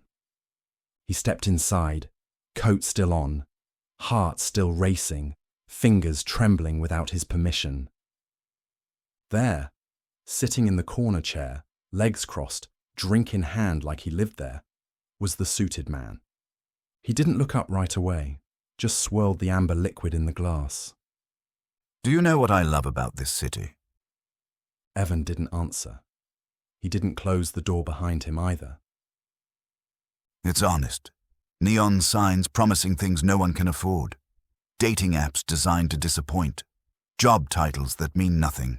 It's a constant, glorious theater of pretense. He finally looked up and met Evan's eyes, tilting his head slightly. Rough night? Evan didn't speak. He moved slowly across the room, each step heavier than the last, until he collapsed onto the couch. He stared at the ceiling for a moment, lips tight, jaw working. Evan quietly said, She lied to me. Marcy? She told me she had to meet an old friend, some college reunion or something, and I was stupid enough to believe her. The suited man raised his brows slightly. Really? And what did you find instead? Evan's throat hitched a little. Her, on a date, with someone who looked like... He trailed off. You. Who you were before. Silence hung in the room, and softly Evan spoke. I changed everything. I became the version of myself people respect. I worked for it, paid for it. The suited man turned with a smirk. And what did it get you? The question hit like a slap. Evan didn't answer. The suited man sat down his glass and looked intensely at Evan. Let me ask you something, Evan.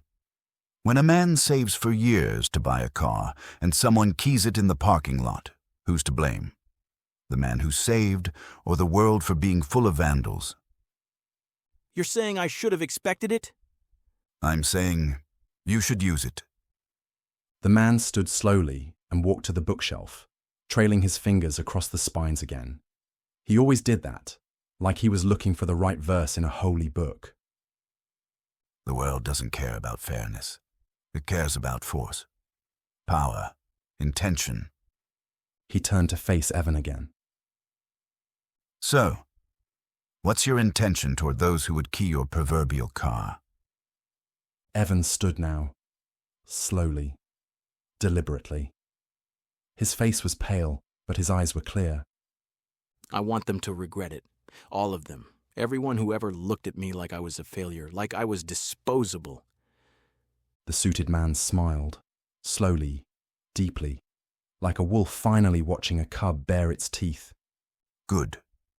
Regret is a beautiful beginning. He stepped closer and put a hand on Evan's shoulder. But don't stop there, Evan. Why settle for regret, when you could command reverence or fear? Evan's breath caught. What would that cost? The man broke into a grin that didn't reach his eyes. Oh, Evan, don't be simple. You stopped caring about that question 2 wishes ago. The lights dimmed slightly, as if the air had thickened. Do you want them to feel sorry? Or do you want them to remember your name with respect and reverence? Perhaps with a little fear. The temptation slid down Evan's spine like silk, and for the first time there was no hesitation, no moral tug of war, no whisper of maybe I shouldn't. Only the desire to matter and to be remembered. I want to be the reason they question everything they think they know. Say it. I wish I was unforgettable. That people would not be able to forget my face, that people would know I am not someone you can step on. The suited man didn't even blink. He stepped forward, his face not even 6 inches from Evan's. It is done. Then he spoke, and was close enough for Evan to feel the cold behind his voice. And we've only just begun. Evan felt a sensation of power and importance wash over him. He needed to leave. He needed to be out there, in the world. He turned and walked, past the man, past the echoes of doubt that used to hold him in place. He reached for the doorknob, paused, and without turning back, spoke over his shoulder with dry calm. Oh, and one more thing. I want a good mattress on my bed. A beat of silence behind him. Then, with a chuckle, the suited man said, As you wish. Evan stepped into the hallway and closed the door behind him. This time it didn't feel like he was leaving something behind. It felt like he was walking into something. And in the quiet apartment, behind that closed door, the suited man didn't leave. He didn't disappear into the shadows.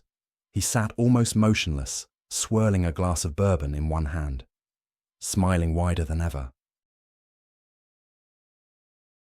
The next morning, the city was grey, restless and damp with heat that hadn't quite broken into rain. Evan walked the streets like a storm wearing skin. His muscles were coiled too tight. His mind buzzed with noise. His fingers twitched with a need he didn't fully understand yet. He barely remembered sleeping. The mattress was different, softer, better, but he hadn't enjoyed it. He'd woken up angry and stayed that way. She lied to me. They all do. They all think they can treat me like trash. The thought looped with every step, words bouncing off the walls of his skull like echoes in a concrete tunnel. He didn't know where he was going until he realized he was outside a cafe. Small, trendy, too proud of its pour-overs. A line stretched out the door. Evan stared through the window. His reflection stared back. Sharper somehow. Tighter. Something alive behind the eyes. He joined the line and waited until someone shoved past him. A man in a designer hoodie who was barely taller than Evan, holding a phone, typing furiously, with earbuds in. Didn't even look it up. He just cut in front of everyone. Evan blinked. Seriously? The man didn't turn around. Evan stepped closer, louder now. You gonna say, excuse me, or just pretend I'm not here?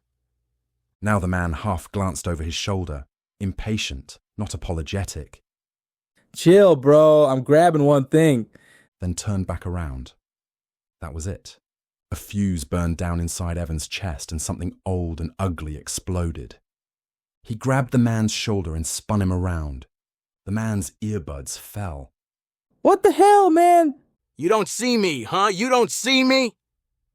The man shoved him, just enough to try and save face. It was the wrong move. Evan didn't hesitate. One punch, hard and fast, caught the man in the throat. He stumbled back, gagging, hitting the cafe wall. A second punch to the face dropped him to the sidewalk. Blood on tile. Screams. A coffee cup clattering to the ground. Phones went up recording everything. 3, 4, then 5. Evan didn't care. He stood over the man, fists clenched, breathing hard. The world went silent around him.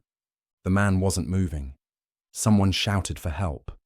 Another voice yelled, "Oh my God, I got it on video!" Evan slowly looked up. At all the phones pointed at him. People whispering for his name, asking for it. What's his name? You saw his face, right? Someone tag me. I need that video. Holy shit, he just snapped. Evan turned to face all the phones and smiled. Just a little. Evan slammed the door behind him, then locked it. Twice. His apartment felt colder than usual. Or maybe he was just flushed, sweating from something that hadn't touched his skin. The TV was on. Of course it was. Almost like someone wanted him to see it. A news anchor on TV was recounting the incident. A brutal assault caught on camera today in downtown Westbrook. Authorities have identified the man in the video as... With a fast motion, the TV was off. Evan stabbed the button on the remote and dropped it on the couch. His reflection stared back at him from the black screen, tense, flickering, like the shadow of someone else. Shit. Interesting day, Evan. Evan didn't jump. Not anymore. The suited man sat in the same chair as always, legs crossed, elbows resting on the armrests like a judge overseeing a confession. He was smiling, but not wide, more like a cat watching something finally start to squirm. Evan didn't answer. He walked to the sink, ran cold water, and splashed it on his face. You're famous, you know, trending across 5 platforms. Guy snaps on line cutter. They're calling you unhinged, feral, unstable. It's delightful. Evan leaned on the counter, breathing through his nose. That's not what I meant. This isn't what I wanted. The suited man turned in mock surprise. Oh? Evan turned to face him. Please, don't act dumb when I said I wanted to be unforgettable. You know I didn't mean this. Then what did you mean? A pause. Evan opened his mouth, then stopped. He didn't have the words. He sat on the edge of the couch, staring at the floor. When I hit him, it was like something opened up inside me. It wasn't even about him. It was about everything. Everyone. Like I'd been holding it in so long I forgot what it felt like to let go. The suited man leaned forward, eyes gleaming. Yes. Yes, tell me more. What did it feel like after? Was it thrilling? Was it satisfying? Evan looked up, eyes narrowing. That's not what I asked for. Ah, but it is what you meant. He stood slowly, brushing invisible dust from his sleeves. You see, Evan, the words are the surface. They're the paint, but wishes don't run on paint. They run on intention, on emotion, rage, shame, fear, desperation. Those are the inks we write reality with. You're saying it's my fault that I actually wanted to hurt someone. I'm saying it is your design. He walked toward the bookshelf again, fingertips trailing the spines like before. The violence wasn't the accident, the regret was, and frankly, I think you're only regretting the optics, how some people are viewing it. Evan opened his mouth to argue and stopped. Because deep down, the man was right. He hadn't been horrified when he punched that guy. He hadn't flinched when the blood hit the tile. He hadn't run. He'd stood there, soaking it in. The silence stretched. You're twisting everything I'm saying into something else. No, Evan, you're the one twisting. I'm just the mirror. He turned from the books and stepped toward the door, then paused in the doorway. Let me know when you're ready for something even more memorable. He didn't vanish into shadows this time. He opened the door and walked out like a neighbor who'd borrowed a cup of sugar. Evan sat in the stillness, hands in his lap, heart hammering. The room felt warped, like it had grown teeth. He looked at his reflection in the dark TV again. It didn't look away. The city pulsed outside the window. Evan could hear people talking, moving together through the streets. He heard an unseen young woman laughing in the distance, something funny a date said, no doubt. Marcy was out there too somewhere, walking, laughing, loving. Evan stood in the center of his apartment, shirtless, barefoot, drink in hand. The glass trembled slightly against his fingertips, but not from fear, from fury he hadn't yet unleashed. His eyes burned into the dark reflection of the window. You know, he said to the empty air, I think it finally clicked. She smiled at me, lied to my face, and then disappeared into the night with someone else. His voice cracked with venom, but he didn't shout. The calmness made it worse. Marcy didn't just walk away. She replaced me, like I never mattered. Replaced me with an inferior man. He took a breath, held it, exhaled through clenched teeth. I was becoming something. I was better. And she knew it. She saw it. She didn't want it, or maybe she couldn't stand it. He turned slowly, eyes scanning the room. You were right all along. About them. About everything. So screw it. Let's stop pretending that I care about balance. He raised the glass and toasted the dark. I don't care what it costs anymore. And with that, he looked around at his apartment with a dark gleam in his eye. I want a home that fits who I really am. The hum began, a subtle shift in air pressure, as if the world had taken a breath in preparation. Black marble floors, mirror polished, velvet curtains like blood, a fireplace that never dies. I want obsidian counters and furniture hand-carved by invisible hands. Let the shadows do the decorating. The room rippled, paint peeled, wood warped. His apartment sloughed off its skin like an old snake, revealing wealth stitched with menace beneath. I want the kind of bedroom Marcy would weep to be locked inside of, but never be invited to, a place too perfect for people like her. His couch became a throne. The flickering bulb above him snapped into a gold chandelier, humming low and hot. I want a body that looks like a god sculpted it for war. I want a voice that shuts people up mid-sentence. I want the eyes of a man people follow, even if it leads them into fire. The mirror didn't just reflect anymore, it admired. His jaw had sharpened. His shoulders stretched wide. Veins crawled subtly under tight, perfect skin. I want to matter so loudly, it drowns out every person who thought I wasn't enough. The last syllable echoed in the firelight. The world stopped shifting. It was finished. He looked around. The apartment was now a cathedral of power, angular, flawless, and cold. Still alone, still him.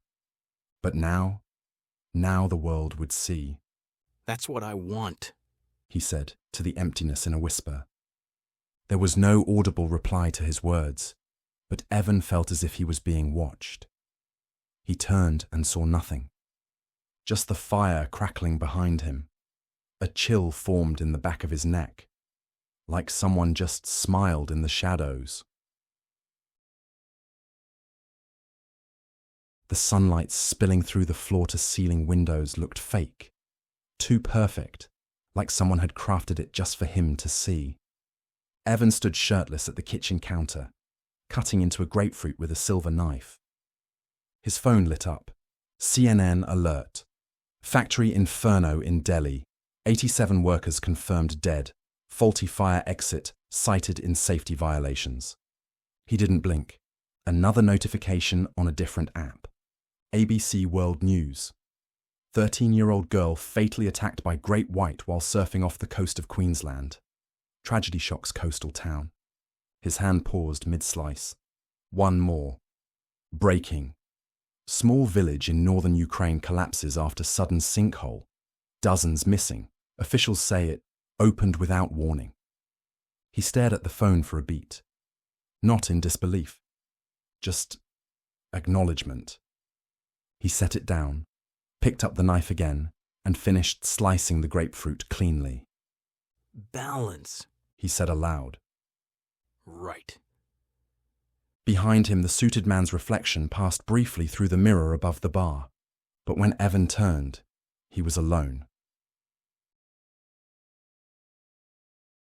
Evan had become accustomed to going on walks.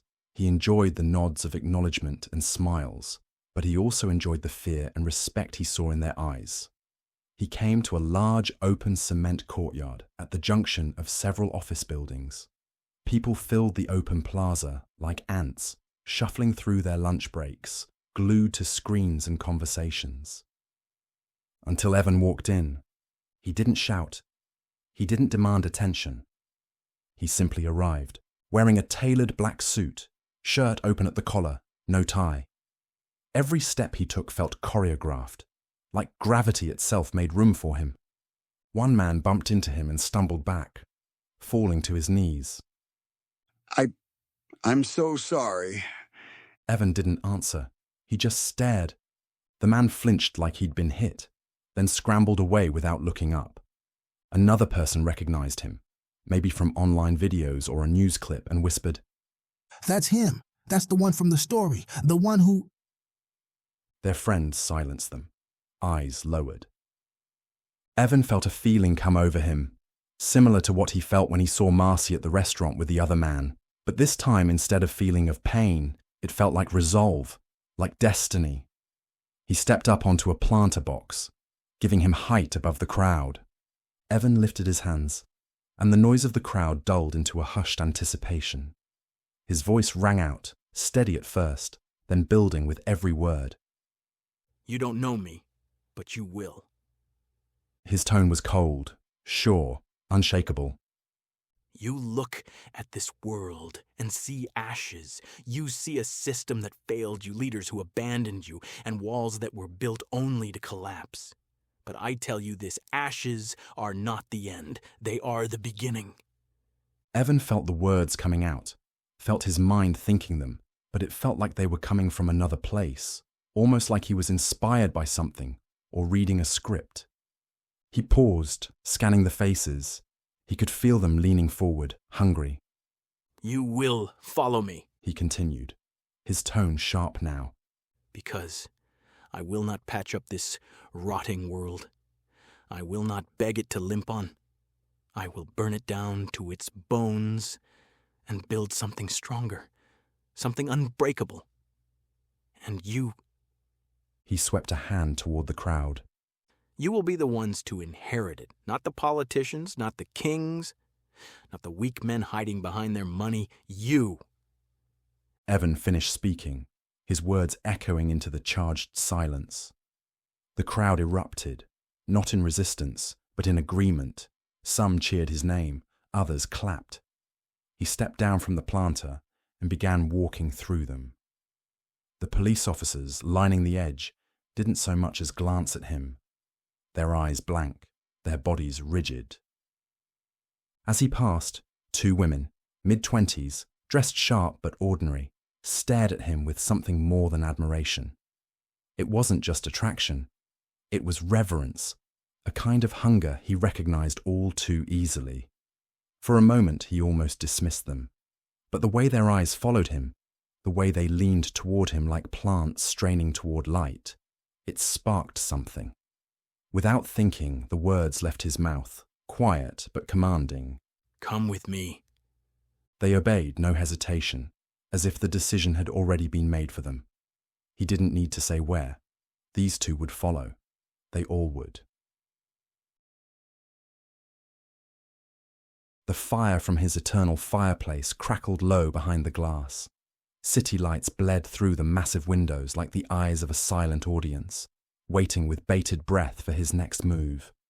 Evan sat alone in the dark, shirt open, chest glowing with the faint sheen of power and sweat.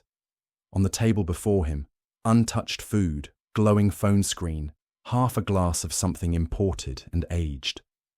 The girls had left as soon as the amusements were over. He hadn't stopped thinking about the plaza, even when the girls were there. He couldn't stop thinking about how the people responded, how he felt talking to, no, commanding their attention. Well, you made quite the impression today. The voice drifted in from nowhere, familiar, crisp like ice across silk. Evan didn't flinch. He looked to the left, where the shadow between the fireplace and bookshelf had deepened. From within it, the man in the suit stepped forward, buttoning his jacket with casual elegance. Didn't know you were coming, Evan said coolly. That's the point. You never do. He stepped into the soft firelight, still immaculate, still smug. But something behind the smile tonight throbbed darker. He looked around the apartment. Stunning upgrades. A little Roman, a little Gothic. Touch of decadence. Very you. We both know you didn't come to compliment my taste. No, I came to talk about trajectory. He poured himself a drink from the bar without asking. No invitation, no need. You're past the fun part now. No more dress rehearsals. What happens next? It matters. Evan didn't respond. He just watched. The man turned, drink in hand, eyes glittering with something that wasn't quite human. Do you know what happens to men like you, Evan? Men who finally say yes to their appetites? Evan narrowed his eyes. Enlighten me. They become legends. The man gestured with his glass, circling slowly. Some of them write history.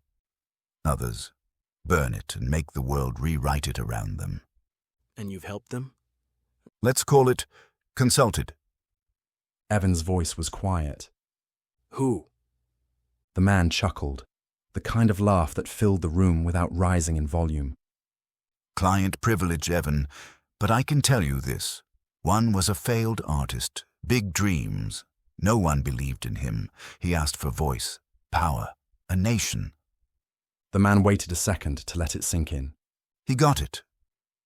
Didn't know what to do with it and made quite a mess. Evan's face twitched. He said nothing. Another wanted to make sure no one ever forgot his name. And no one did. Of course, it's now carved into headstones across 3 continents. The fire popped. It's obvious you're not human, so what are you? Evan asked, not angrily, just curious. The man swirled his drink. Would it help to say I'm not a genie? Would it help if you were? He smiled, not kindly. Let's just say I serve a very old purpose. I'm not here to tempt you. I'm here to see you through.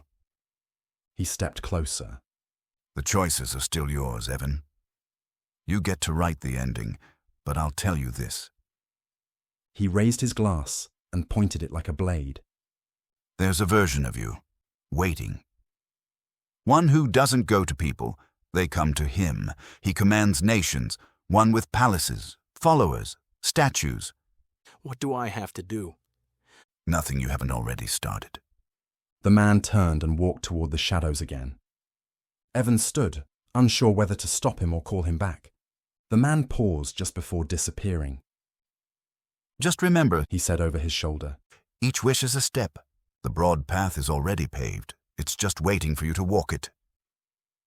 He tapped a finger against the bookcase as he passed. Tap, tap, tap. Evan moved to the shelf. The book that shook was The Prince by Machiavelli. He stared at it, unmoving, while the shadows behind him swallowed the man whole. A long silence. Evan then looked toward the shadows where the man had exited, still knowing he was listening. I know I shouldn't. I know it would be better for me to stop. But I want to walk it. I want to see where this road leads. Rain had just stopped. It seemed to be raining all the time these days. The asphalt shimmered under streetlights like oil-slick glass. The black luxury SUV rolled down the boulevard slowly, almost gliding, its engine silent, expensive. Evan sat in the back seat, alone except for his 2 new security men. Silent, muscular, brutal-looking. He wasn't going anywhere in particular, just driving, watching the world he no longer belonged to, but now belonged to him. That's when he saw her. It was Marcy, smiling, laughing, walking hand in hand with someone, the man from the restaurant. Evan's eyes narrowed. The man beside her was tall, lean, unassuming, the kind of guy who wore a tucked-in polo and never caused trouble. Familiar, like a ghost of Evan's old self. Pull over! Evan said with disgust. The driver obeyed without hesitation. Evan stepped out of the car in his tailored black coat. His bodyguards flanked him like twin shadows. Marcy saw him first. Her smile fell from her face like it had been slapped off. Oh my gosh, Evan? Evening, Marcy. He said flatly. Going somewhere? The guy stepped between them like he meant to protect her. Oh, that's a mistake. With a sharp nod from Evan, the 2 bodyguards moved. Fast, efficient. The man was dragged backward into the alley beside them. Marcy screamed. What are you doing? He didn't do anything. You're absolutely right. He has done nothing. He is nothing. Evan's voice was calm, so calm it made her go still. The man cried out in the alley. Grunts, dull thuds, skin on concrete. Marcy reached for her phone. One of the guards snatched it and crushed it under his heel without a word. Evan took a slow step toward her. You said you were busy that night, that you were meeting a friend from college. He murmured. I was. You were with him. I saw you, remember? It was one time, Evan. It didn't mean anything. It meant everything. You could have meant everything. He brushed past her and entered the alley. The man was on his knees now, face bloodied, breathing ragged. Evan stood in front of him, pulling a sleek black pistol from inside his coat. The guy looked up, dazed, afraid. Please, I don't even know you, man. Evan raised the gun, pressed it against the man's forehead. Time stopped. Rain began again, lightly. The soft tick of water against steel. The bodyguards held back. Marcy sobbed behind them. Evan's hand didn't tremble. Do you know why I'm doing this? He asked. The man couldn't speak. Because you remind me, of who I used to be, weak, invisible, replaceable. The trigger moved slightly under his finger, a breath away from firing. The man sobbed now, but not loudly, not begging, just waiting. Evan stared down at him and saw his own eyes, the same hollow fear, the same need to survive. He lowered the gun. No! He turned away. Let this stunted slime crawl home. The bodyguard stepped back. Marcy ran to the man, sobbing. Evan stood in the rain, looking up at the sky like he was expecting lightning to strike him. It didn't. He got in the car, dripping, silent.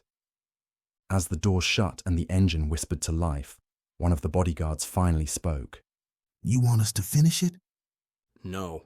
Evan said quietly. Why not? A pause.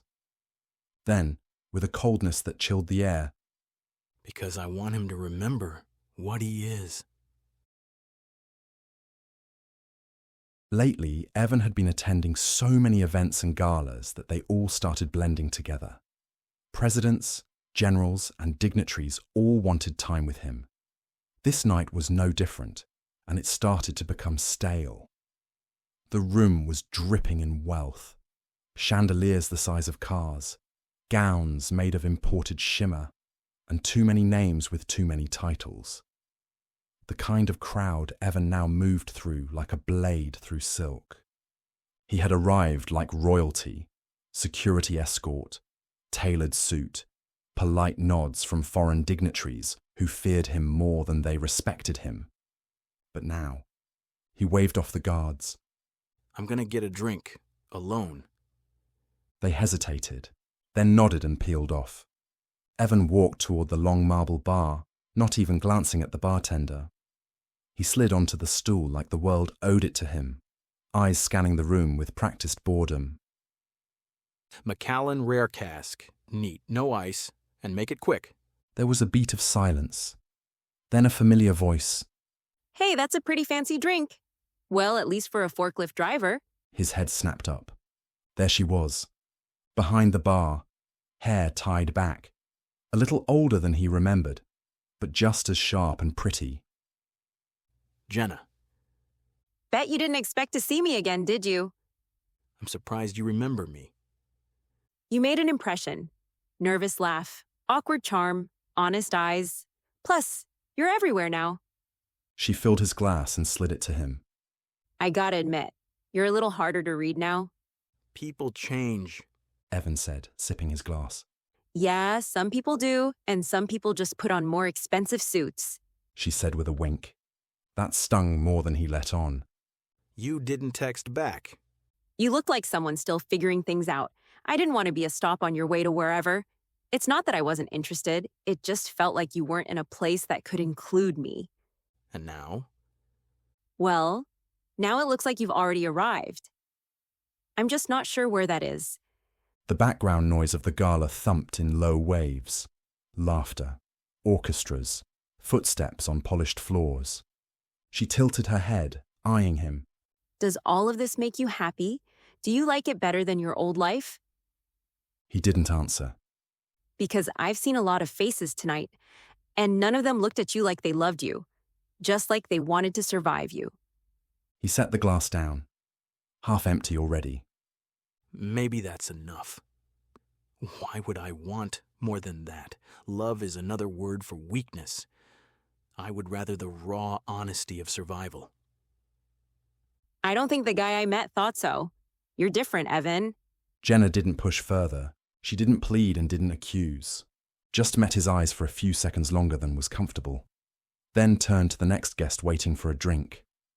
Evan sat in silence, the drink in his hand, the words in his head. And somewhere far behind his polished expression, something flickered. A moment later, a couple nearby whispered past him as they moved down the bar. Did you hear about that train derailment in Kenya? Over 200 dead. It just slipped off the tracks. Jesus, that's awful. Evan didn't react, not right away. He had become accustomed to news like this. It was the cost of doing business, the equal and opposite reaction to his life of plenty. His glass touched his lips, but he didn't drink. He stared straight ahead, at his reflection in the black marble, at the man he had become. A king, a storm, and behind his eyes, just the faintest tremor. Not guilt, but recognition. He still, very deep down, heard the ghost of his former self questioning the man he had become. He drank the rest in a single swallow, slid the glass forward, and walked away. The city lights bled across the tinted windows as the car pulled away from the gala. Evan sat in the back seat alone. He had told his bodyguards not to get in. He wanted to be alone. The interior was silent except for the soft hum of the engine. He didn't speak. He didn't check his phone. He just stared forward, jaw tight, one finger tapping slowly against his leg. Then, She looked good. The bartender. Jenna, was it? Evan flinched. He didn't need to turn. He already knew who it was. The man in the suit was sitting casually beside him in the shadows, legs crossed, fingers interlaced on one knee, like he'd been there all along. You're not supposed to be here. Neither are you. But here we are. Evan said nothing. The man glanced out the window, eyes twinkling with some private joke. It's always interesting when someone from the before days shows up. Before the money, the attention, the strength. They speak to you like they still know who you are. She doesn't. She doesn't know who I am now. Of course not. You're not him anymore. A pause. The man reached forward, opened a small panel in the armrest, and pulled out a fine cigar. He lit it with a snap of his fingers. No lighter, just a flick of sulfur that sparked from nothing. You heard about the train? Evan didn't respond. 217. Derailment. Most died on impact. A few burned. A handful survived long enough to suffocate. He exhaled smoke like a preacher offering incense. Evan sat staring out the window, jaw clenched. Do you feel it yet? That pressure? That balance? Evan finally turned his head. I'm done talking about the cost. I don't care. Oh, Evan. No one ever talks about the cost. They just keep buying. Silence stretched for a moment. Then, Do you know what I saw in you the first night we met? Evan stared, wary. You weren't angry. You weren't greedy. You were forgotten. A man flickering like a dying bulb. A man the world could lose and not notice. He leaned closer, voice dropping to a whisper. I hate waste. Evan looked away again. Out the window. The city rolled by, its towers glowing like silent judges. You said something once about other clients. I did, yes. Who were they? Who were they, really? The man chuckled, a rich private sound. Tisk, tisk, Evan. Client confidentiality. You know that. Evan pressed. Well, what happened to them then? Can you at least tell me that? The man looked down at his hand and started counting on his fingers. One became an emperor. Burned half of Europe to the ground. Another started a religion. He only ever asked for influence, not truth. A third was a failed artist, poor and ignored. I helped him rise. He wore uniforms and gave speeches and painted his empire in blood. But he squandered it. All of it. Pride. Poor taste. It happens. Another took his hoard and cared only about blood and furthering his genetic line. There are more, of course. Many, many more. He shrugged. Some vanish into legend. Others into madness. A rare few become something else entirely. Evan swallowed. The suited man smiled again, tapping ash into a tray that hadn't been there a second ago. Would you like to see what that looks like? Evan hesitated. What do you mean? Your future, Evan. At least what your future could be. Smoke drifted between them like a veil. Through it, Evan saw the impossible. A vast square filled with thousands, maybe millions of people. Statues of him cast in bronze and marble.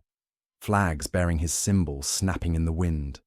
Armored columns rolling past in perfect formation. He stood at the center, raised high on a platform. Arms open like a messiah, eyes cold as stone. The crowd chanted his name and cheered. Then the smoke cleared. Gone. Just the inside of the car. Dim lights. Expensive leather. The suited man, reclined and smiling like he had only just stretched his legs. That's not a fantasy, Evan. It's a blueprint. Evan didn't speak. He was still breathing slowly, like something had hit him in the ribs. You're maybe 4 wishes away. 5 if you dawdle. Evan turned to look at him. That's what you want, isn't it? For me to become this ruler. The man's smile never faltered. I want what you want. I'm just better at helping people realize it. And the cost. What would something of that magnitude cost? The man shrugged, brushing ash off his lapel. Every sunrise costs a horizon. Every king is crowned in silence because everyone else has to kneel. You know that by now. A beat of loaded silence filled the car. Let's stop pretending you're burdened by this. You're not wasting your life anymore. You're building a future, a new world. I never asked to see that. I never asked to have that. Future. You didn't have to. It's already written in the way you walk, the way you look down when people speak to you. Remember, it's not just what you say, but what you feel that matters when shaping the world. His voice dropped to a near whisper. Words coiled like smoke. You could be unforgettable, Evan. Unstoppable. Worshipped even, a messiah of sorts for this new world. Evan stared forward again.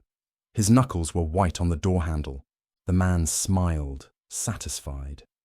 But hey, you're just a few wishes away.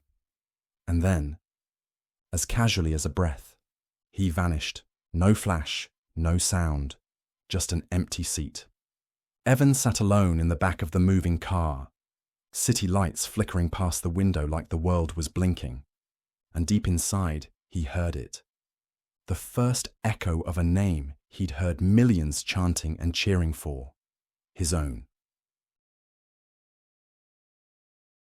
The next day, Evan couldn't sit still. The penthouse was spotless, silent, and somehow watchful. Even with the curtains drawn and the cameras removed, he felt observed, not by glass lenses, but by something heavier. It pressed in at the edges of his thoughts, steering them toward the future the man in the suit had promised in the back of the car.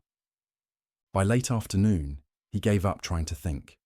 His own apartment felt too tight, too clean, too staged. Why was he getting frustrated with his apartment? It was better than any he would have ever dreamed of having a year ago, and yet it started to feel small, inadequate for some reason, unworthy of him. That night when he finally stretched out on the mattress, the good one he'd wished for. But the sleep that followed didn't feel like his own. The dream began without preamble. Evan stood in a vaulted hall carved from pale stone, lit by chandeliers heavy with crystal. Outside the arched windows, mountains rose like jagged teeth, their peaks swaddled in slow drifting mist. Far below, the valley lay quiet. He could see a settlement, maybe a town, distant, small. The air inside was warm and spiced with roasted meat, wine, and the faint perfume of flowers he couldn't name. His boots, no, polished leather shoes, clicked on the marble as he moved. The sound echoed, crisp and authoritative. Soldiers in dark uniforms lined the walls, their hands clasped behind their backs, eyes fixed straight ahead. They did not speak, but when he passed, their chins dipped in silent acknowledgement. Banquet tables stretched down the length of the hall, groaning under the weight of excess. Platters of golden pheasant, racks of lamb glistening with rosemary, pyramids of ripe figs and blood-red cherries. Cakes tall as his chest gleamed under spun sugar crowns. Bowls of sugared almonds spilled over silver edges.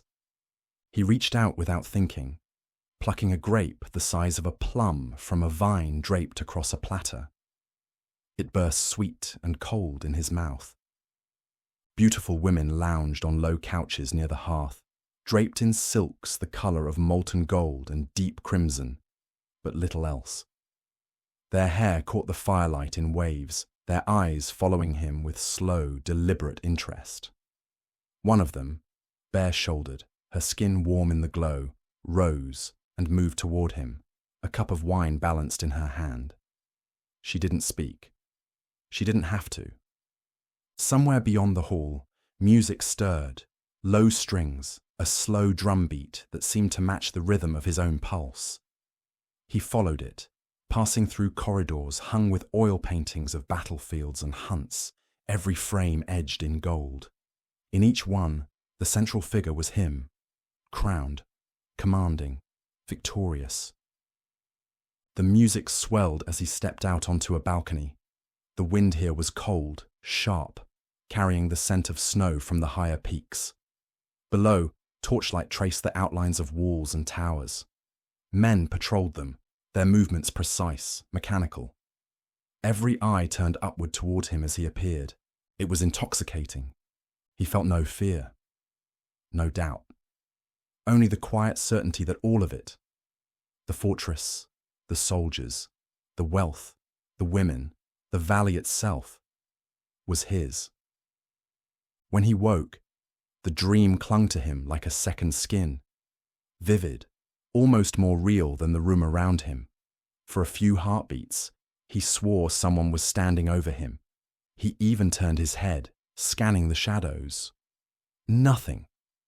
But the sensation of not being alone stayed, sitting at the base of his neck. By morning, the fortress in the mountains had begun to fade in his mind, but the hunger it stirred hadn't.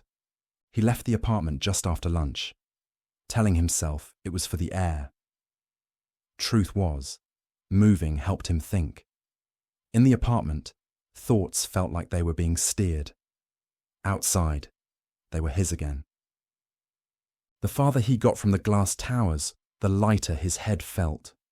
Pavement cracks replaced polished stone. The shine of storefronts dulled to peeling paint. The air smelled like exhaust and old fryer grease. And for the first time in days, he could breathe without feeling the weight on his chest. The sidewalks were crowded, even for a Tuesday. Evening traffic bled into pedestrian noise, a constant churn of movement and voices. Neon signs reflected off storefront windows, and the air smelled like exhaust and fried food. Evan moved through it slowly, scanning the shopfronts without seeing them. He was thinking about Marcy, about Jenna, about the suited man's satisfied hand on his shoulder when he'd made wishes. A knot of people blocked the way ahead, a mix of commuters, tourists, and shoppers pressed shoulder to shoulder. Someone was telling a story too loudly. A man in a baseball cap kept stepping back without looking. A woman wheeled a stroller sideways, cutting off the narrow strip of sidewalk completely. Evan stopped a few paces away. Excuse me. No reaction. No one could hear him, so no one could obey him. Let me through. Still nothing. Not even a glance. Just laughter. The hiss of a bus braking at the corner and the faint jangle of change in someone's pocket. Evan felt the heat rise inside him fast this time. Not just frustration, but something more profound. A pressure behind the eyes. A weight in the chest that felt like it was pulling him forward. The street lamp didn't dim like it had before when he felt this way, but went so bright it was impossible to look at. Evan felt something stirring in his stomach. Not like sickness, like power. Then it went from his stomach to his chest, then his throat, until it came spilling out from his mouth. Get out of my way! The world stopped. It wasn't just that the voices fell silent. It was the way they did it. Mid-sentence, mid-breath, like someone had hit a kill switch. The crowd parted instantly, cleanly, forming a perfect aisle ahead of him. Heads turned, not to look at him, but to look away.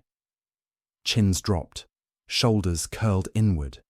No one met his eyes. He stepped forward, and they stayed bowed like penitents in a church aisle. Halfway through, he passed a woman clutching a grocery bag. A small girl at her side started to cry, burying her face in her mother's coat. The woman pulled her close without glancing up. No one spoke. No one moved except to clear his path. When Evan reached the far end, the sound came back in an instant. The laughter, the footsteps, the rustle of bags, as if nothing had happened. He kept walking, his pulse heavy in his ears. It should have thrilled him. Instead, it scared him. Not because of them, but because in that frozen silence, it had felt right. Like they were supposed to move. Like they were supposed to bow. Evan walked on, trying to shake it. But the street felt different now, like the air itself bent around him. Every set of eyes he passed, whether they looked at him or not, felt aware of him. The image of the bowed head stayed in his mind, rubbing up against the dream the man in the suit had painted for him. The two weren't so different, and somewhere between the echo of silence and the next block, thoughts of Jenna crept in, not wistful this time, but as if she were just another name on a list of people who should have listened. The penthouse felt colder tonight. Evan sat in the corner of the sectional, jacket still on, hands clasped between his knees. The man in the suit stepped out of the shadows like he'd been there the whole time. You look like someone who just walked out of a funeral. Evan rubbed his palms together. I don't know what that was today. The crowd. He shook his head. They moved like I was... Important. The man finished, crossing to the bar cart. Like you mattered. Like I was dangerous. Evan countered. A kid started crying and people wouldn't look at me. The man poured amber liquid into a glass. That's not fear, Evan. That's recognition. You've outgrown them. They know it, even if they can't explain why. Evan's jaw worked. Jenna sure acted like she knew it at the gala. She looked at me like I didn't belong in the room. Ah, Jenna.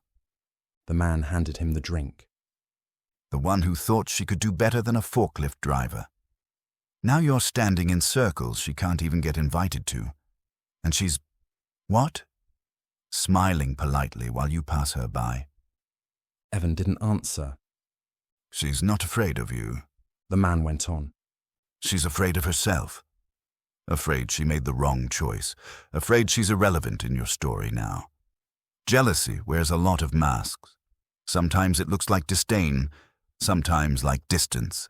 Other times it looks like judgment. Evan took a sip, staring into the glass.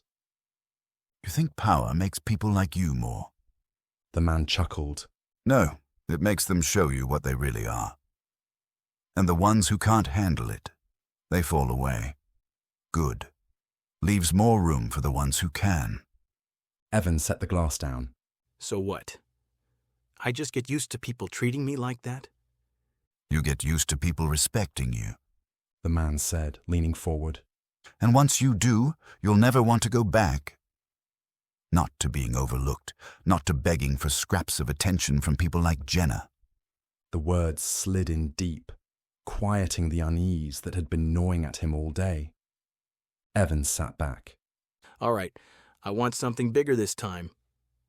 The man smiled. Bigger has a cost. Everything does. I want influence, real influence, not just people on a sidewalk. I want leaders listening when I talk. I want my name in rooms I've never set foot in. Is that all? No, I want it fast. The man in the suit's smile widened just slightly. He set his glass down with a soft click. Done. He rose from the chair, straightened his cuffs, and extended a hand toward Evan. Come with me. Evan hesitated only a second before taking it. The instant their palms met, the air around them shimmered. The room bent inward, edges warping like heat over asphalt. A low, resonant hum filled Evan's head, and before he could take a breath, both men were simply gone. The blur of weightlessness ended with a snap. The thud of Evan's shoes on polished tile. He staggered, blinking hard. They were in a narrow hallway lined with banners in a dozen languages. Logos of the World Health Organization, United Nations, and agencies he didn't recognize flashed past as uniformed security moved briskly between doors. Where are we? Evan asked. The man in the suit was already walking, his pace unhurried but somehow impossible to lag behind. Geneva. Palais des Nations. They're expecting you. They passed through double doors into a backstage area, humming with activity. Technicians adjusted microphones. Assistants whispered into earpieces. Beyond the curtains, a crowd murmured. Hundreds of voices, a low ocean roar. A silver case sat open on the table. Inside, a glass vial caught the light, the liquid inside a pale gold. Evan stared. What is that? Your legacy, the man said simply. Every oncologist on Earth will tell you this is impossible. Today, you will prove them wrong. Evan swallowed. I don't know the first thing about... You don't need to. They'll believe what they see. And what they see is you delivering salvation.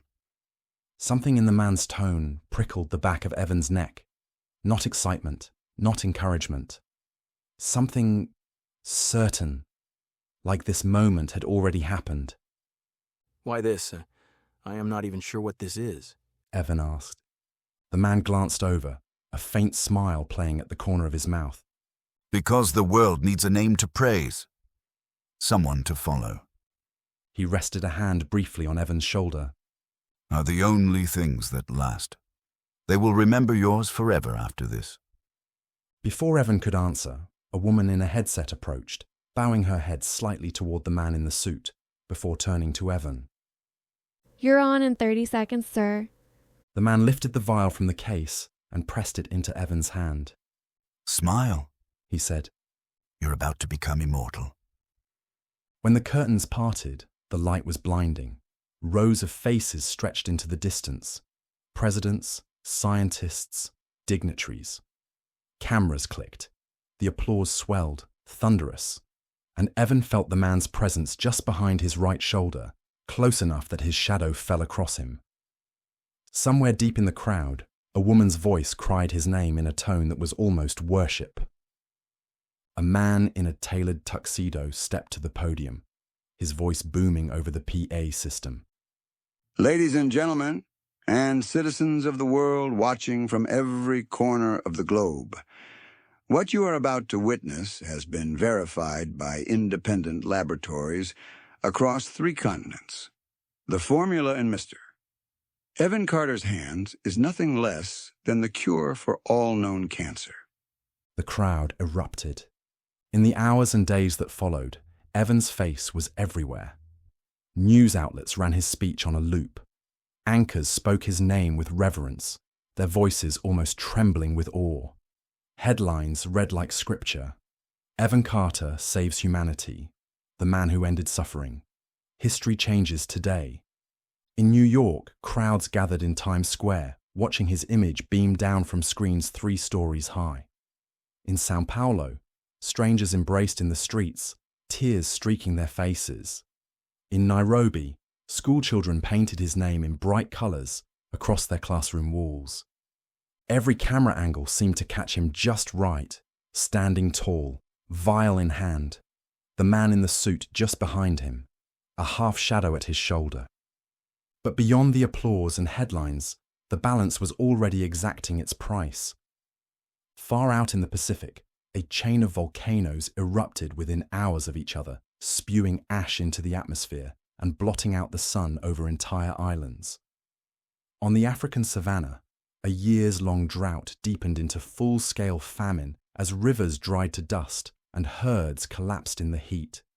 In Southeast Asia, monsoon rains swelled beyond any recorded history, submerging cities until only rooftops and temple spires broke the surface of the flood.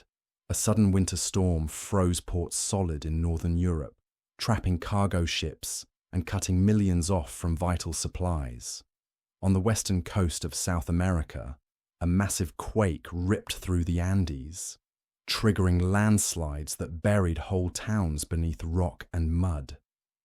The disasters were scattered across continents, separated by oceans, but their timing was impossible to ignore, except for Evan. By nightfall, his inbox overflowed with invitations from presidents, monarchs, and billionaires. Humanitarian organizations begged for his endorsement. Social media accounts swelled into the tens of millions of followers, every post a tidal wave of devotion in a dozen languages. He didn't see the plumes of ash darkening skies halfway across the world. He didn't hear the cries of the starving or the roar of the floods swallowing whole neighborhoods. The world loved him, and the world bled for it. Evan shut the door behind him and leaned against it, the quiet of the penthouse rushing in like a tide. His phone was still buzzing in his pocket. More messages, more congratulations, more praise from names he'd only ever seen on TV. The man in the suit was already there, standing by the floor-to-ceiling window, hands clasped behind his back. You did very well, he said without turning. Evan laughed, but it came out thin. Yeah, guess I'm the man of the hour. The man finally turned, studying him. More like man of the century. Evan moved to the couch, sinking into it. Feels weird, like I didn't really do anything. You gave the world hope, the man said. Do you know how rare that is? People have been starving for it. Now they have a name to attach. Your name. Evan shifted uncomfortably. Hope's great, but have you seen the news? Whole towns are gone. Volcanoes, floods, famine. It's like the world's coming apart. The man stepped closer, his gaze calm, almost indulgent. And who will they turn to when it feels like the world is coming apart? Who will they look to for guidance, for protection? Evan hesitated. Me? The man smiled faintly. Every leader in history was born from crisis, Evan. Without the fire, no one seeks the forge.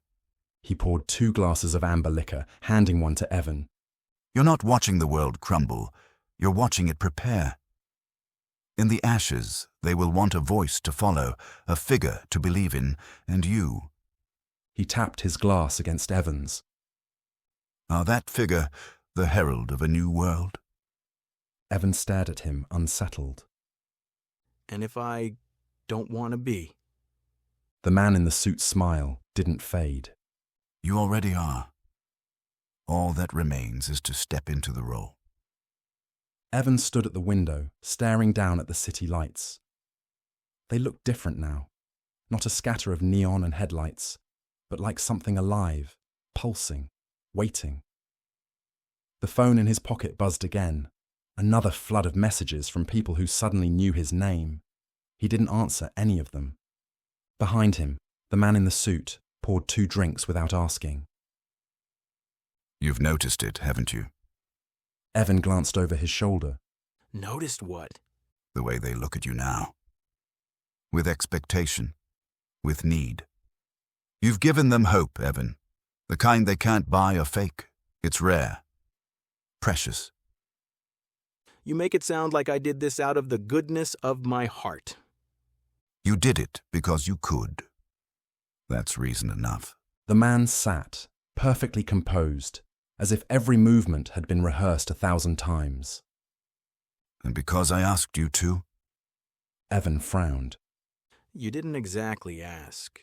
You dangled it in front of me. A faint smile. I've been dangling things in front of men for, well, longer than you'd believe. There was something in the way he said it. Not arrogance, but certainty. Like he wasn't speaking figuratively.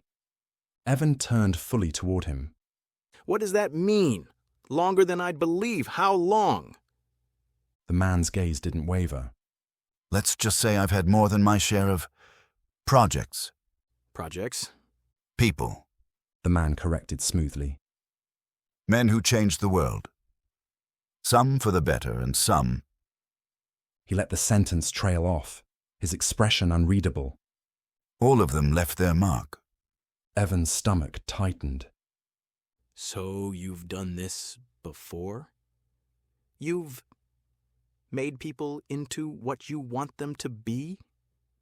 The man swirled his drink lazily, the ice catching the light. I've guided them. Nudged them, you might say. Given them opportunities they wouldn't have had otherwise. And what happens when they stop listening to you? The man's smile thinned. They don't.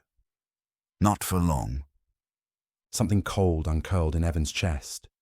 He set the glass down untouched. Who are you? Names don't matter. They do to me. They matter to the people you lead. The man said, ignoring the question. They don't matter to the one who shapes the leader. I'm serious. Evan pressed. Who the hell are you? What do you want from me? The man regarded him for a long moment, as though weighing something invisible in his mind. Some truths, he said at last, aren't free. Evan's jaw tightened. Okay, we'll play it this way then. I wish to know who you are and what you want from me. The man's smile returned, slower this time. So be it. He rose, stepped forward, and placed 2 fingers against Evan's forehead. The touch was like ice in his veins. The world fell away. Evan suddenly saw a lush, sun-drenched jungle. The air shimmered with heat and birdsong. Beneath the shade of an ancient tree, the man in the suit, now dressed in a loose white tunic, stood speaking softly to a woman of impossible beauty, her dark hair tumbling over bare shoulders. She listened, half entranced, something cradled in her palm. The scene dissolved into a candlelit chamber in 20th century Europe. Outside, the rumble of a cheering crowd echoed through the streets. A man in a tailored brown uniform stood over a desk littered with war maps. The man in the suit, now wearing the sharp lines of a Nazi officer's attire, leaned close, whispering into the leader's ear.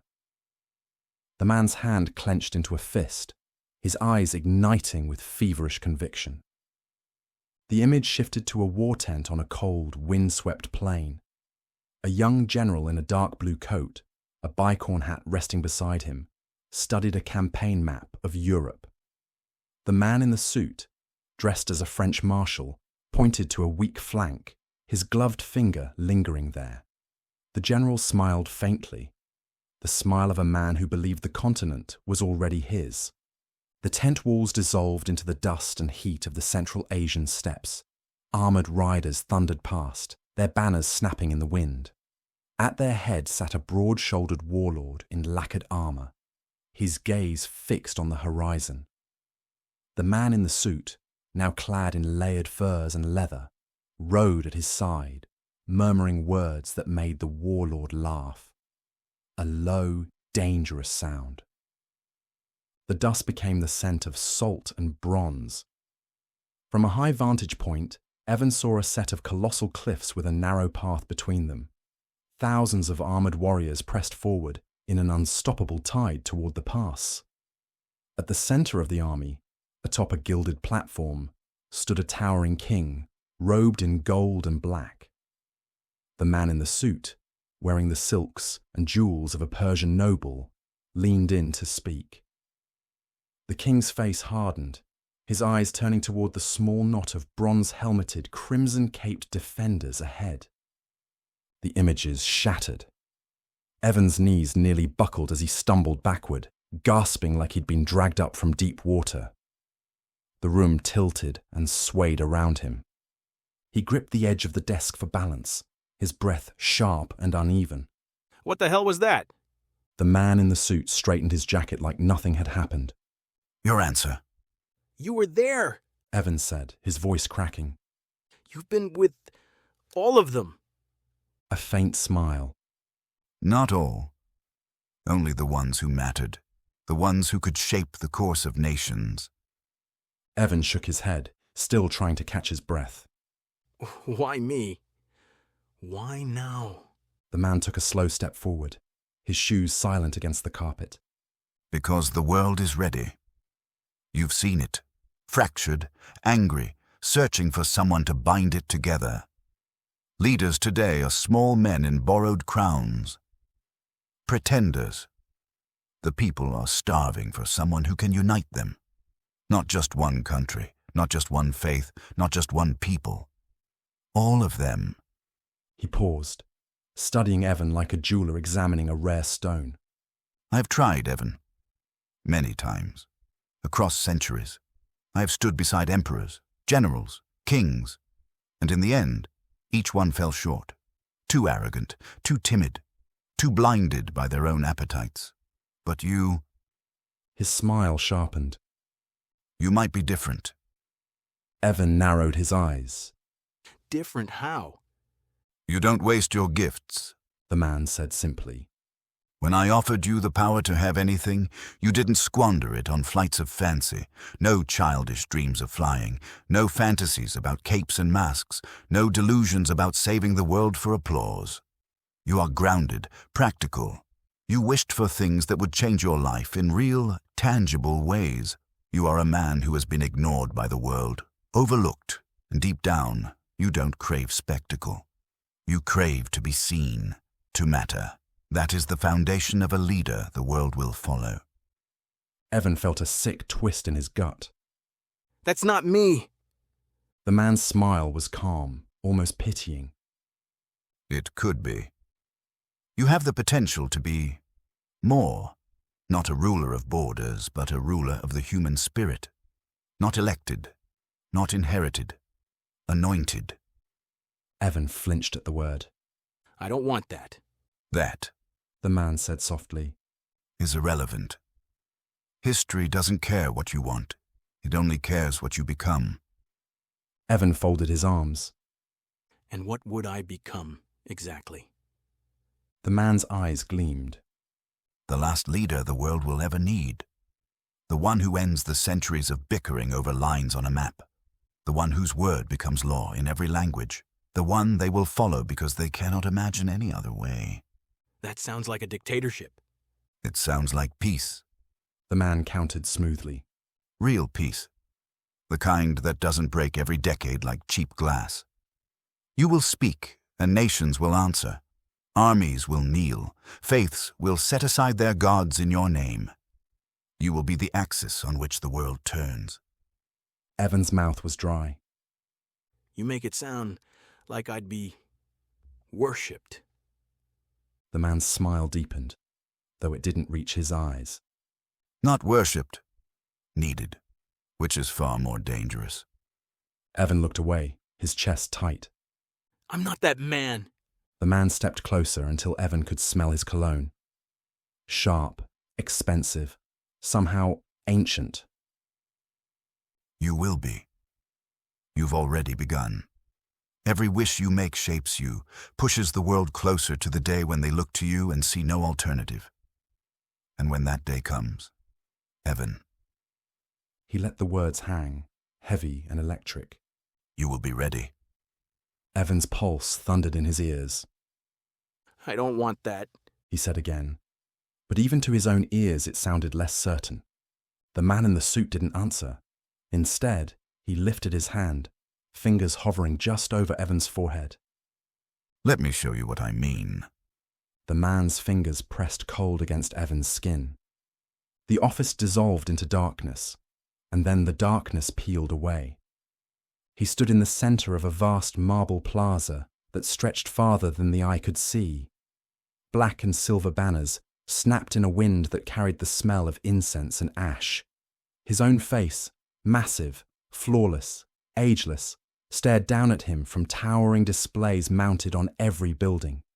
The plaza was packed shoulder to shoulder with people from every nation, every language, every shade of skin, all facing him in utter silence. Then, as one, they knelt. A single voice, amplified by something beyond speakers, spoke his name, and the sound rolled like thunder. The crowd roared in reply, not in protest but in praise so unified it rattled the air. Children were lifted onto shoulders to see him. Soldiers from rival armies stood side by side, rifles lowered, eyes fixed on him, as if waiting for a word that could change the course of their lives. The vision shifted. Evan now stood in a war room lit by red map displays. Generals from every continent leaned forward at his slightest gesture. They didn't argue, didn't negotiate. They waited. When he spoke, they obeyed instantly, their orders transmitted to armies and fleets across the globe. Another shift. A brightly lit facility filled with glass walls and orderly lines of people. Men, women, and children stood patiently as technicians in white coats guided them forward one by one. Each person placed their hand on a steel pedestal, wincing as a device embedded a small chip just beneath the skin between thumb and forefinger. Above them, digital displays welcomed them to the unified credit system. Paper money, coins, and credit cards lay in shredded piles, in clear bins, obsolete. Transactions flickered in holographic displays, with Evan's emblem pulsing in the corner. No one could buy or sell without it. The vision changed again. He now walked down a long boulevard lined with statues in his likeness. Between them, mounted on iron poles, were the bodies of those who had refused him, men, women, and children left as warnings to the living. Their faces were frozen in terror or defiance, eyes clouded, skin greyed. Crowds walked past in silence, their heads lowered, not daring to meet his gaze. Somewhere in the distance, the rhythmic thud of boots echoed, the patrols that ensured obedience. The sky darkened. Now he stood on the lip of a colossal valley that seemed to stretch from horizon to horizon. Below, millions of soldiers clashed in a deafening storm of war, lines of infantry slamming together like tidal waves, tanks and armoured vehicles tearing paths through the masses, the thunder of artillery drowning out the screams. Overhead, fleets of aircraft blotted out the sun, raining fire on the battlefield. The dead lay in mountains, their bodies rolling into rivers of blood that carved channels through the churned earth. The streams swelled into torrents, rising higher until crimson water reached his shoulders where he stood among the carnage. Yet none of it touched him. War machines ground forward over the fallen, indifferent, as fresh soldiers surged in to die. The man in the suit appeared beside him, perfectly dry, perfectly calm. This is the price of unity, Evan, he said, his voice carrying across the screaming valley. From chaos comes order. From sacrifice, eternity. The vision flickered. Plaza, war room, implant lines, execution streets, blood-choked battlefield, looping faster, blending until the roar of adoration and the silence of fear became one, and then it was gone. Evan staggered back into the office, heart pounding, hands trembling. No, he breathed. That's not me. I don't ever want that. The man in the suit stepped closer, his shadow long in the dim light. You say that now, He murmured, his voice low and steady. but when they kneel in the millions, you'll wonder how you ever lived without it. Evan stood in the center of the office, heart pounding. The visions were still burning in his skull, the rivers of blood, the crowds kneeling, the world under his command. His hands felt cold, as if the images had drained the heat from him. The man in the suit leaned against the desk, arms folded. His expression was unreadable at first. Then he tilted his head just slightly, like a hawk sighting a shift in the wind. You're thinking something dangerous, Evan. Evan's throat was dry. I think I've had enough. Enough. The man's brows lifted in amusement. You've barely touched the edge of what's possible. You've had the appetizer, and you're walking away before the feast. Evan's voice was firmer this time. I want things back the way they were before I met you. The smile faded, not instantly. It slipped away in increments, as if someone was dimming the light behind his eyes. His voice dropped, smooth as ever, but now with a faint blade hidden in the silk. Careful. That path you're thinking about closes doors you'll never open again. I'm fine with that. The man's gaze sharpened. No, you're not fine with it. You want peace? I can give you peace in our time. Every war ended. Not in decades, but tonight. You want love? I can make Jenna yours, her heart locked to you forever. You want life? I can give you 1,000 years in the body of a god. Images began to shimmer faintly in the air between them. Not illusions exactly, but suggestions, bleeding into Evan's mind. Evan saw headlines screaming, "World Peace Declared." He saw himself and Jenna walking hand in hand through Paris, her eyes never leaving him. He saw his own body, younger, stronger, immortal. He shut his eyes, forcing the images out. No, that's not life. That's a stage you've built so you can pull the strings. The man pushed off the desk, stepping forward with measured precision. His shoes made no sound on the carpet, but each step pulled the air tighter around them. You're throwing it all away. To be a mere forklift driver. Back to clocking in and out. Forgotten by everyone. A small man in a small apartment. Evan shook his head. It wasn't empty. I just didn't see it for what it was. It wasn't glamorous, but it was mine. My choices, my pace, my air to breathe. It was invisible, the man said, and there was heat in it now. A fracture in the perfect mask. You mattered to no one. No one saw you. And that, he tapped Evan's chest with one sharp finger, is what made you perfect. You didn't waste wishes on flying or capes or other childish fantasies. You wanted to be seen. You wanted to matter, and I was giving you that. I matter to me, Evan said, his voice firm. And that's enough. A muscle in the man's jaw tightened. We were so close, Evan.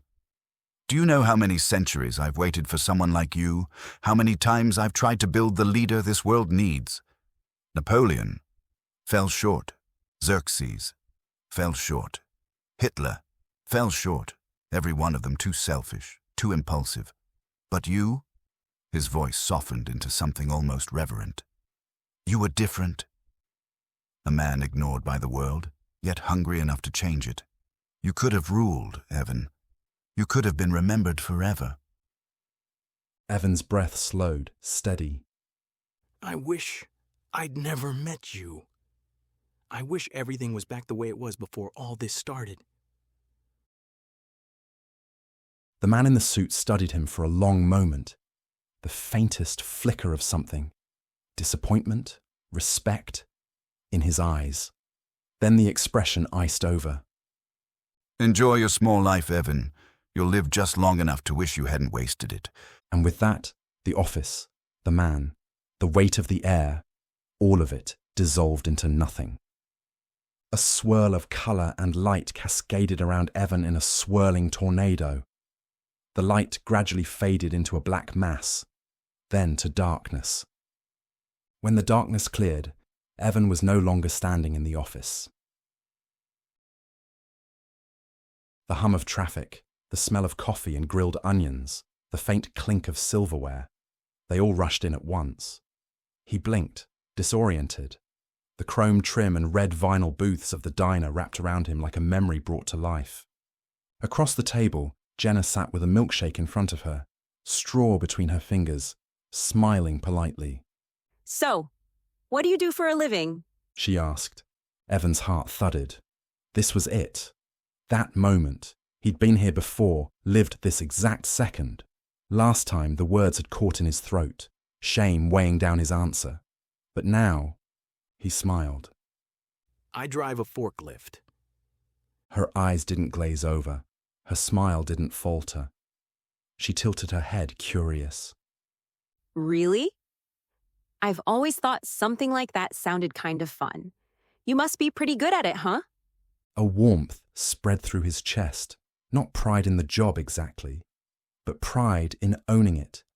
Yeah, He said. I am. They kept talking, the conversation easy, natural.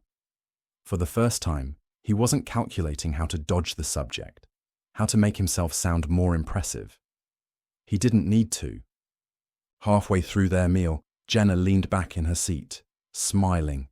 So, if you were in charge of everything, the whole world, what would you change? Evan thought for a moment, sipping his coffee. Honestly? I think we all have the amount of power we're supposed to have too much, and it breaks people. I've seen it. Jenna smirked. I get that. Though sometimes when I'm all dressed up, I think about what I'd do if I were a dictator. She laughed, shaking her head. Don't worry, I'd be a fun one. Evan chuckled, but something in her joke brushed against an old shadow in the back of his mind. He let it pass.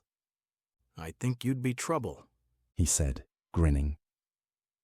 They lingered over dessert, and it wasn't until the sound of chairs scraping caught Evan's ear that he noticed the couple in the booth across the diner. Marcy. She was across the diner with the man she had left Evan for. The years between them collapsed in an instant. The sound of her laugh, the way her voice could twist soft when she wanted something, the cold snap in her eyes when she'd told him about him. She stood with the man she'd once betrayed him with, gathering her coat. For just a fraction of a second, her eyes locked with his. There was no warmth there, no apology, but the look carried weight, a faint recognition of the man he was now, or maybe of the man he had almost become. A ripple of old anger passed through him, quickly followed by something else. Pity. Across the table, Jenna's gaze flicked between him and the woman, curiosity sparking behind her eyes. She didn't say anything yet, but he could feel her studying him, as if tucking away whatever she'd just seen. Marcy turned away, walking out with the man into the cool night air. Do you know her? Jenna asked at last. Evan forced a small smile. Thought she was someone I used to know? He shrugged. Guess not. Jenna let it go, but her eyes lingered on him for a heartbeat longer before the conversation flowed on. Marcy and the man she was with walked hand in hand in the parking lot away from the diner.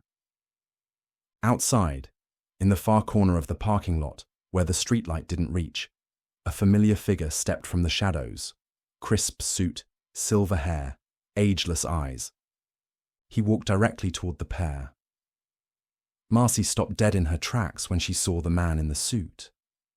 The man in the suit didn't say anything, just stared at her with his hand folded behind his back. Marcy looked at him uncomfortably and cleared her throat to speak. My lord. Marcy said, bowing her head slightly for a moment. Evan is in the diner, and he's with her.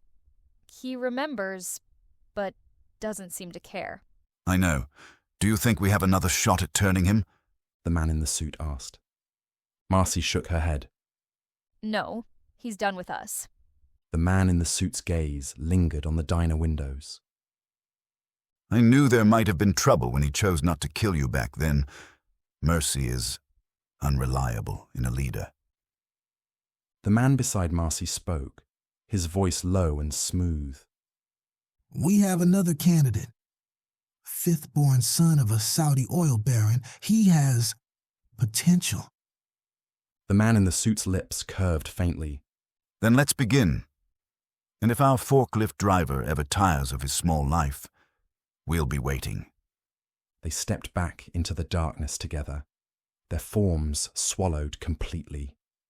Inside the diner, Evan laughed at something Jenna said, the sound clear and untroubled. He didn't see the shadows shift outside. For tonight, he was exactly where he wanted to be. This concludes Newton's Law by Daniel Vaughn, all rights reserved. Copyright 2025. Thank you so much for listening.